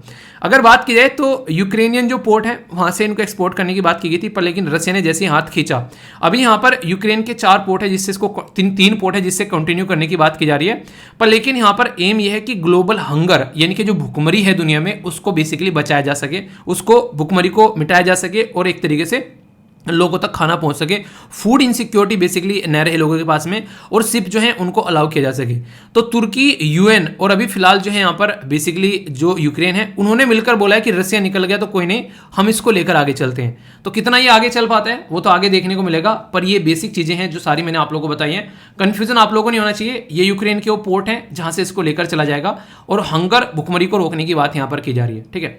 तो जैसे ही यहाँ पर ये बाहर निकला तो अब यहाँ पर काम कर रहे हैं कि हम लोग मिलकर काम करते हैं, तो देखते हैं कितना आगे चल पाते हैं। तो पूछ ले आप लोगों से कि ब्लैक सी ग्रेन इनिशिएटिव किसके द्वारा लॉन्च किया गया था, बेसिक पर्पज इसका कौन था, कौन कौन यहाँ पर इससे पार्टिसिपेट थे, किसने विड्रॉ कर लिया। तो ये सारी बेसिक क्वेश्चंस हैं, थ्योरी हैं जो आप लोगों से पूछी जा सकती हैं। तो कन्फ्यूजन आप लोगों के माइंड में इसको लेकर नहीं होना चाहिए, ठीक है। कहीं भी कन्फ्यूजन हो तो पूछ लिया करो, ओके। इंस्टेंट टाइप की न्यूज़ है, डायरेक्ट क्वेश्चन आप लोगों के बन जाते हैं। जैसे प्राइम मिनिस्टर मोदी जी के द्वारा फाउंडेशन स्टोन रखे जा रहे हैं, कहाँ पर? गुजरात के अंदर में, गुजरात, अहमदाबाद। तो ये क्या है यहाँ पर, ये बेसिकली आप लोगों को अभी यहाँ पर इलेक्शन देखने को मिल रहे हैं। तो मैंने बताया था थोड़ा सा कि एग्जाम में अगर क्वेश्चन आए और कुछ रिसेंट के इन्वेस्टमेंट के बारे में आए और आप लोग बेसिकली जानते हैं कि इस एरिया में इलेक्शन होने वाले हैं, तो आप लोगों को देखने को मिलेगा कि 99% जो है वो उसी एरिया में इन्वेस्टमेंट होगा, ठीक है। तो ये एक तरीका है जिसके पास में आप लोग याद रख सकते हैं। हायर एजुकेशन इंस्टीट्यूशन जो है उनको ऑब्जर्व करना चाहिए भारतीय भाषा दिवस, ये काफ़ी इंटरेस्टिंग है, ठीक है। तो याद रखिएगा भारतीय भाषा दिवस को एक तरीके से बात की जा रही है कि इसको सेलिब्रेट किया जाए। यूजीसी के द्वारा बोला गया है हर साल इसको, किसको? दिसंबर 11 को। यानी कि हमारे देश में जो लोकल लैंग्वेजेस हैं उनको अप्रिशिएट करना चाहिए हम लोगों को। इसलिए मैं बोलता हूँ कि कहीं भी अगर बाहर आप लोग जाते हैं, आप लोगों को कोई ऐसा इंसान मिलता है, यार दोस्त, जो आप लोगों का लोकल दोस्त है, उसके साथ में अपनी लैंग्वेज में बात किया करो, अलग ही मजा आता है। उसके साथ में मत करो कि हाँ शहर में रहते हैं तो हंजी नंजी करके बातें कर रहे हैं, और भाई की हाल चाल हो रहे हैं, ठीक है। तो अपने मानस की हाल है, ठीक है। तो अपनी भाषा में बात करनी है। तो इससे क्या रहेगा, आप लोगों की जो भाषा रहेगी वो भी बची रहेगी, और जितना इस्तेमाल करोगे, जिन्होंने कहते पहले इस्तेमाल करे फिर विश्वास करे, तो इस्तेमाल तो आप लोग कर ही रहे हो, विश्वास भी है, तो फिर उसको यूज़ क्यों नहीं करते हो। तो इसलिए कहते हैं कि अपनी चीज़ों पर गर्व करना सीखो, ठीक है। बर्थ एनिवर्सरी सरदार वल्लभ भाई पटेल जी की सेलिब्रेट की जाती है नेशनल यूनिटी डे के रूप में, ठीक है। तो याद रखिएगा इसी दिन एक इंपॉर्टेंट पर्सनैलिटी की डेथ एनिवर्सरी भी है, वो आप लोगों को बताना है। यूनियन होम मिनिस्टर के द्वारा स्पेशल ऑपरेशन, ये बेसिकली याद रखिएगा, ठीक है, स्पेशल ऑपरेशन मेडल। तो ये ईयर 2022 के लिए अवार्ड है यहाँ पर 4 स्पेशल ऑपरेशन के लिए। तो यहाँ पर ये अभी होम मिनिस्ट्री के द्वारा सामने लाया गया। बाकी यहाँ पर ये काफ़ी इंटरेस्टिंग है, यहाँ पर जो चीफ इलेक्शन कमिश्नर है राजीव कुमार, उनके द्वारा 2 दिन की इंटरनेशनल कॉन्फ्रेंस, जिसका यहाँ पर अभी जो थीम था role framework and capacity of election management bodies, तो ये आप लोगों को देखने को मिली। स्टार लगा लेना, इलेक्शन ड्यूरेशन में ऐसे क्वेश्चन आप लोगों से अक्सर एग्जाम में पूछ लिए जाया करते हैं, तो कंफ्यूज आना बिल्कुल भी नहीं है, ठीक है। कंफ्यूज आओगे तो फिर दिक्कत होगी, तो कंफ्यूजन को घर पे रख के जाना है, ठीक है। आगे चलते हैं। फिजिकल डेफिसिट, आमदनी अठन्नी खर्च रुपया, वो बोल सकते हैं आप लोग यहाँ पर। अप्रैल से लेकर सितंबर में 37% जो है ये आप लोगों को यहाँ पर देखने को मिला, एक तरीके से टारगेट, ठीक है। याद मत रखो, ऐसी चीजें चलती रहती हैं, ठीक है। जो याद रखने वाली चीज़ें बताऊंगा। जैसे प्रोडक्शन ऑफ 8 जो इंफ्रास्ट्रक्चर सेक्टर है उसके बारे में बात की जा रही है, तो ये काफ़ी अच्छा है। इसके बारे में बोला जा रहा है कि 7.9% ही है, सितंबर में भी आप लोगों को बढ़ता हुआ नजर आएगा। ये सारी चीजें आप लोग यहाँ पर जाकर जो SLV पीडीएफ है वो जाकर सर्च कर सकते हैं। कोर सेक्टर जल्द लिखेंगे आप लोगों के सामने, जो भी आर्टिकल होंगे यहाँ पर उसके बारे में वो सारे आप लोगों के सामने खुलकर आ जाएंगे, ठीक है, जिससे कि आप लोग यहाँ पर अच्छी सी चीज़ों को अंडरस्टैंड कर सकते हैं और उनको पढ़ सकते हैं। और हिंदी और इंग्लिश में चीज़ें रहती हैं हमारे मैक्सिमम टाइम, तो उसको आप लोग अच्छे से एंजॉय कर लिया करो, ठीक है। कहीं भी कंफ्यूजन है तो उसको दूर आप लोगों को भगाना है। आरबीआई के द्वारा लॉन्च किया गया, अभी डिस्कस किया था मैंने यहाँ पर, ये central bank digital currency important है, याद रखिएगा, डायरेक्ट क्वेश्चन बनता है। कौन लॉन्च करा है? मिनिस्ट्री ऑफ फाइनेंस नहीं, RBI, reserve bank of India, ठीक है, इंपोर्टेंट है। आरबीआई के द्वारा इंपोज किया गया अभी 1.76 करोड़ की पेनल्टी। अभी आप लोगों को मैंने गूगल की पेनल्टी के बारे में आप लोगों को बताया था ना, गूगल के ऊपर पेनल्टी लगाई गई, तो वो किसके द्वारा लगाई गई थी आप लोगों को बताना है यहाँ पर। ये जो पेनल्टी लगाई जा रही है ये किसके द्वारा लगाई जा रही है, और ये बेसिकली चीजें देखिए, जब आप लोगों को कंप्लायंस रहते हैं ना, कुछ रूल और रेगुलेशन रहते हैं, तो मैक्सिमम आप लोगों को देखने को मिलेगा वो रूल और रेगुलेशन फॉलो करने के मूड में ही नहीं रहते हैं, तो उस टाइम पर आप लोगों को यहाँ पर ये चीजें देखने को मिलती हैं, ठीक है। तो यहाँ पर जो बेसिकली ये पर्टिकुलर ऑर्गेनाइजेशन है इसका नाम है यहाँ पर वांकंग्री, ठीक है। तो ये आप लोगों को देखने को मिलेगी एक नॉन कंप्लायंस रेगुलेशन यहाँ पर व्हाइट लेबल एटीएम की जो देखने को मिली, उसके चलते यहाँ पर इनके ऊपर ये पेनल्टी लगाई गई है, ठीक है। तो ये आप लोग समझिएगा, आरबीआई लगा रहा है यहाँ पर जब भी कोई फाइनेंशियल मैटर से रिलेटेड आता है, ठीक है। सेंटर के द्वारा अप्रूव किया गया महाराष्ट्र का फर्स्ट इलेक्ट्रॉनिक मैन्युफैक्चरिंग क्लस्टर, तो ये आप लोगों को पुणे के अंदर में देखने को मिलेगा। तो ये इस तरीके से समझ सकते हैं कि आने वाले टाइम में अलग अलग रीजन में आप लोग ये बनते हुए नजर आएंगे। तो पुणे में कहां पर, तो ये बेसिकली राजनगांव आप लोगों के सामने है, जो एग्जैक्ट लोकेशन है, ठीक है। नेक्स्ट यहाँ पर चाइना जो है वो अपना स्पेस स्टेशन जो है उसमें सेकंड मॉड्यूल ऐड करने जा रहा है, तो ये अच्छी बात है। पड़ोसी जो है आगे बढ़ रहे हैं, हम भी आगे बढ़ेंगे, हम भी अपने उस पर काम कर रहे हैं। और दुनिया में फिलहाल जो है स्पेस स्टेशन एक है, जो वो वैसे तो उसका टाइम ड्यूरेशन कंप्लीट हो चुका है, पर आगे बढ़ाया जा रहा है उसको। अलग अलग कंट्री अपने अपने स्पेस स्टेशन पर काम कर रही है। स्पेस स्टेशन बेसिकली स्पेस में जाकर चीज़ों की स्टडी करने को, वहाँ पर काम करने को, उसके लिए स्टडी के लिए, रिसर्च एंड डेवलपमेंट के लिए तैयार किया जाता है, ताकि फ्यूचर में अगर कोई मिशन लॉन्च किया जा सके तो उसमें हेल्प मिल सके, ठीक है। वर्ल्ड सिटी डे जो है वो ऑब्जर्व किया जाता है अक्टूबर 31 को, और थीम क्या थी यहाँ पर, act locally and basically locally तो आप लोग क्या करना है, एक्ट करना है, और ग्लोबली आप लोगों को प्रोडक्ट लेकर जाना है, यानी कि लोकल लेवल पर अपनी इफिशिएंसी बढ़ाओ और ग्लोबल लेवल पर फोड़ दो। जैसे नीरज चोपड़ा लोकल लेवल पर तैयारी करिए और ग्लोबल लेवल पर फोड़ दिया जाके तो बिल्कुल ऐसे ही, ठीक है। यूएन तुर्की यूक्रेन जो है वो ब्लैक सी ग्रेन डील को आगे लेकर चलने वाला है, मैंने अभी आप लोगों को बता दिया। इसके बाहर निकलने के बाद भी रसिया की है, ठीक है। फिलीपीन के अंदर में यहाँ पर अभी देखिए, ये आप लोगों से क्वेश्चन पूछे जाते हैं, कई बार छोटे छोटे क्वेश्चन बन जाते हैं। साइक्लोन के बारे में पूछ लेंगे आप लोगों से, ठीक है। तो इसके बारे में याद रखिएगा, ये है नलगे साइक्लोन, बेसिकली जो आप लोगों को देखने को मिल रहा है कहाँ पर, ये है फिलीपीन के अंदर में, ठीक है। तो यहाँ पर लगभग 72 लोगों की जान चली गई है। इसी के साथ में यहाँ पर ये इंपॉर्टेंट पर्सनैलिटी है जो आप लोगों से पूछा जा सकता है, crown new Zulu king in Durban, ठीक है। तो नाम क्या है यहाँ पर, तो ये है बेसिकली मुसुजुलू, ठीक है, मुसुजुलू तो याद रख लोगे, भूलोगे भी नहीं, ऐसा नाम है, ठीक है, जुलू इलोन मस्क साहब जो है वो मॉडरेशन नीति लेकर चल रहे हैं। तो देखो ट्विटर की चिड़िया कितनी उड़ाते हैं वो, या फिर कुछ और ही माहौल यहाँ पर निकल कर आता है। पूरा माहौल बना रहे हैं, ट्विटर को एक सही डायरेक्शन में लेकर चलने की बात इनके द्वारा की जा रही है, ठीक है। एक स्पोर्ट से रिलेटेड भी क्वेश्चन है। देख कई सारे बच्चे बोले सर स्पोर्ट की न्यूज़ क्यों डालते हो, यार स्पोर्ट की न्यूज़ ना जब आएगी तभी डालूंगा ना। अब डेली कोई अच्छी न्यूज़ थोड़ा ना आती है, कोई लोकल लेवल पर खेल रहे हैं वो जीत जा रहे हैं, जैसे ये न्यूज़ है अगर देखा जाए, ठीक है। वैसे देखा जाए तो ये क्या है, ये क्लब की है ब्राजील, जो ब्राजील क्लब हो गया यहाँ पर, ठीक है। तो ये पर्टिकुलर जो न्यूज़ होगी ये फुटबॉल के बारे में, तो आप लोगों से नहीं जीतेगा कि कौन जीत गया, यहाँ पर ये पूछ लेंगे पर्टिकुलर जो ये एक टूर्नामेंट है ये किससे रिलेटेड है। तो ऐसे क्वेश्चन यहाँ पर बन सकते हैं ज़्यादा से ज़्यादा, ठीक है। तो ये छोटा छोटा आप लोग याद रखिएगा, बाकी जो इंपॉर्टेंट है ये थोड़ा इंपॉर्टेंट रहता है क्योंकि इंडिया के अंदर हुआ। एक तो स्पेन के द्वारा जो FIFA under 17 women world cup जो है वो जीत लिया गया है, ठीक है। तो विक्ट्री किसके ऊपर की गई है, ये कोलंबिया के ऊपर, और कहाँ पर हुआ, मुंबई में। तो ये इंपॉर्टेंट हो जाते हैं यहाँ पर, ठीक है। तो ये इस तरीके की न्यूज़ जो है, और वो मैं हमेशा आप लोगों के लिए लेकर आता हूँ, तो कन्फ्यूजन नहीं होना है और टेंशन भी नहीं लेनी है, ठीक है। कुछ एमसीक्यूज हैं आप लोगों के सामने यहाँ पर, बेसिकली इंपॉर्टेंट भी हैं और ध्यान से सुनिएगा, जिसके ऊपर आप लोगों से क्वेश्चन भी बन सकते हैं। ये डायरेक्ट भी पूछ सकते हैं वनडे टाइप एग्जाम में, और आप लोगों से अच्छे खासे क्वेश्चन भी बन सकते हैं। तो बात किसके बारे में बीत की जा रही है, तो राष्ट्रीय जो सुरक्षा नीति, ठीक है, तो नेशनल सिक्योरिटी स्ट्रेटजी के बारे में बात की जा रही है। तो कंट्री एक तरीके से आप लोग यहाँ पर इसके बारे में ये बताना है कि किस कंट्री के द्वारा यहाँ पर ये सिस्टम जो है वो बेसिकली लेकर आया गया है, ठीक है। तो यानी कि यहाँ पर प्रेसिडेंट के द्वारा मैंडेट किया गया है कि नेशनल सिक्योरिटी स्ट्रेटजी लेकर आई जाए। तो एक देश की बहुत ही ताकतवर कंट्री जो है वो यहाँ पर इसको लेकर आ रही है। अब बताइए आप लोग, मोरबी जो ब्रिज है इसके बारे में आप लोगों को बताया, और याद रखिएगा इंपॉर्टेंट है यहाँ पर रिवर का नाम भी आप लोगों से पूछा सकता है, ठीक है। तो माचू रिवर, ठीक है, तो ये कहाँ पर आप लोगों को देखने को मिला, तो बताने की जरूरत है ही नहीं, मुझे लग रहा है आंसर आप लोग दे दोगे, इंसिडेंट इतना बड़ा हो गया।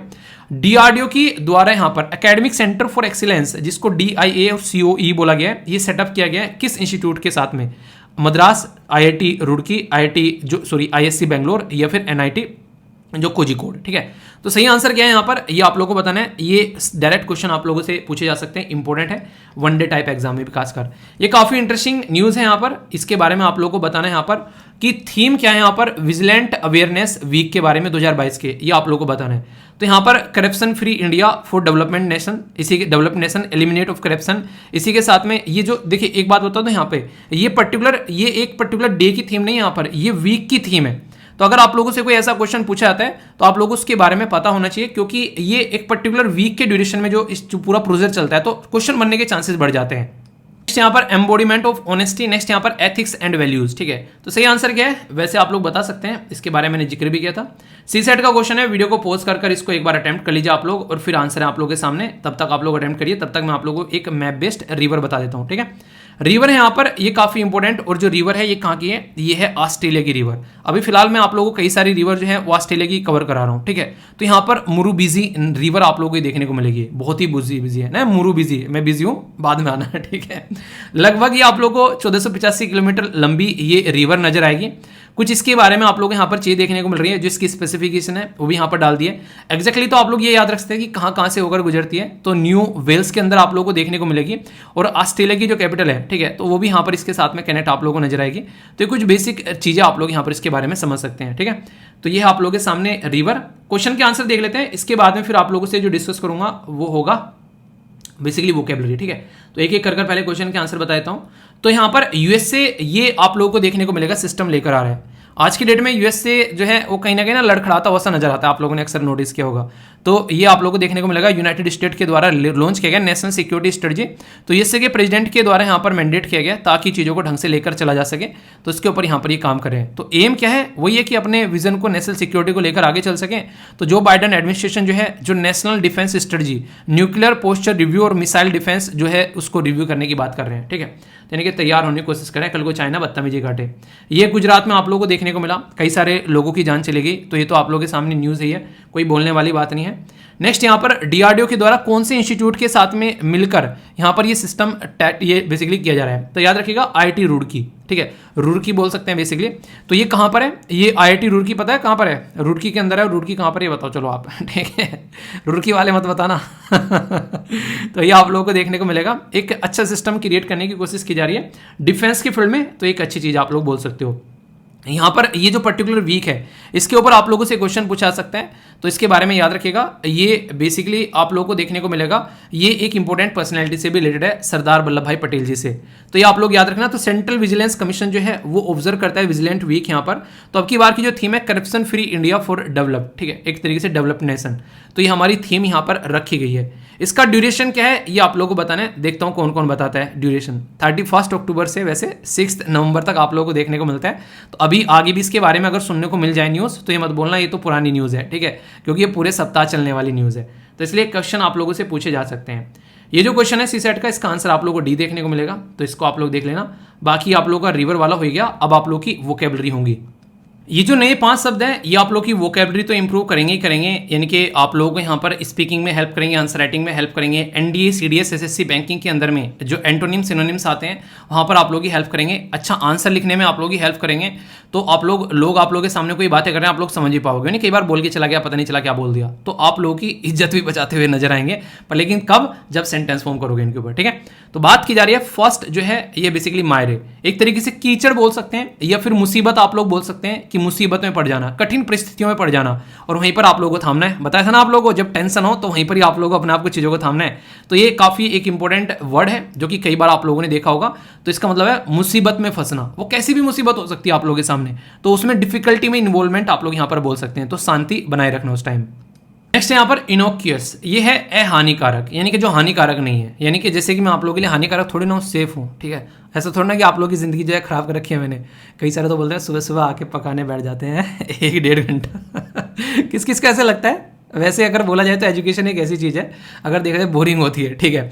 तो आप लोग अगर एक तरीके से चीज़ें ऐसी हैं कि जो बोरिंग चीज़ें होती है वही आप लोग की लाइफ बनाती हैं। एक्सरसाइज करना, एजुकेशन, अपनी पढ़ाई लिखाई, इन चीज़ों का ध्यान रखना, तो ये आप लोगों को ध्यान रखना है, ठीक है। तो हानिकारक तो अहानिकारक, उसका अपोजिट, ठीक है। तो समझ सकते हैं ये तो ऐसी चीज़ें आप लोगों से पूछी जाए या कहीं लिखी रहे तो शब्द बड़ा ही आसान सा है पर पता होना चाहिए।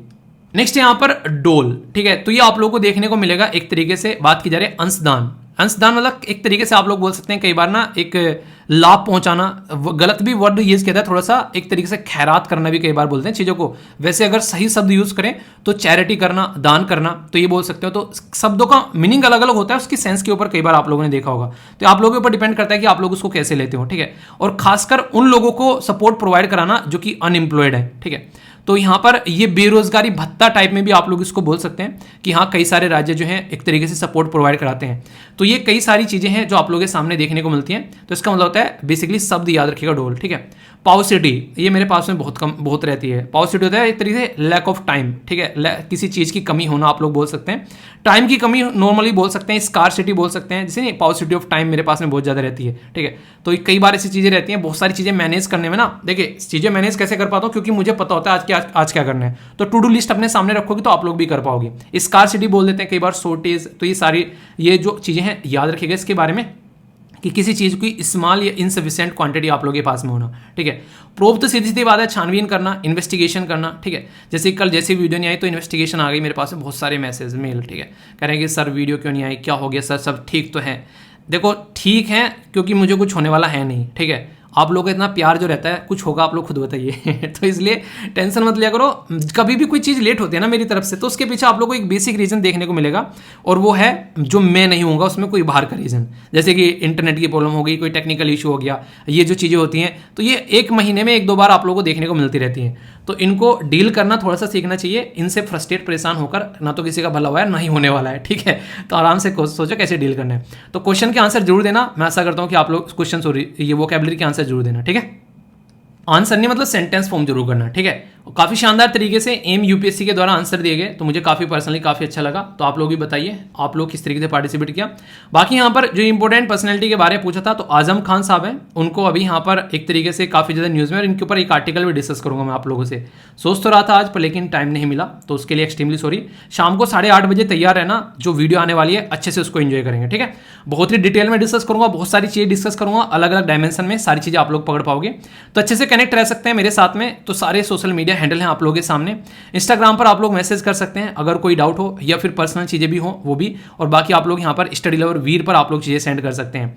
इसी तरीके से अपना ध्यान रखिए। तो बड़ों को नमस्ते, छोटों को प्यार, छोटी सी लाइफ है एंजॉय करार, और पोलम में हमेशा डटे रहना है। कुछ नया सीखने को मिलेगा, इस बात की गारंटी देता हूँ। और जब पोलम सोल्व करोगे ना, अपने अंदर कॉन्फिडेंस देखना आप लोग नेक्स्ट लेवल का होगा। पर लेकिन उससे पहले आप लोग कम से कम डे बाय डे की जो चीज़ें हैं वो कंप्लीट आप लोगों को करनी है, ओके। आई होप कि माइंड में चीज़ें क्लैरिटी होगी। कोई भी डाउट हो तो बताना, उसको दूर किया जाएगा। तो नेक्स्ट वीडियो में मिलता हूं, तब तक के लिए बड़ों को नमस्ते, छोटों को प्यार, छोटी सी लाइफ एंजॉय करार। मिलता हूं नेक्स्ट वीडियो में, तब तक के लिए जय हिंद।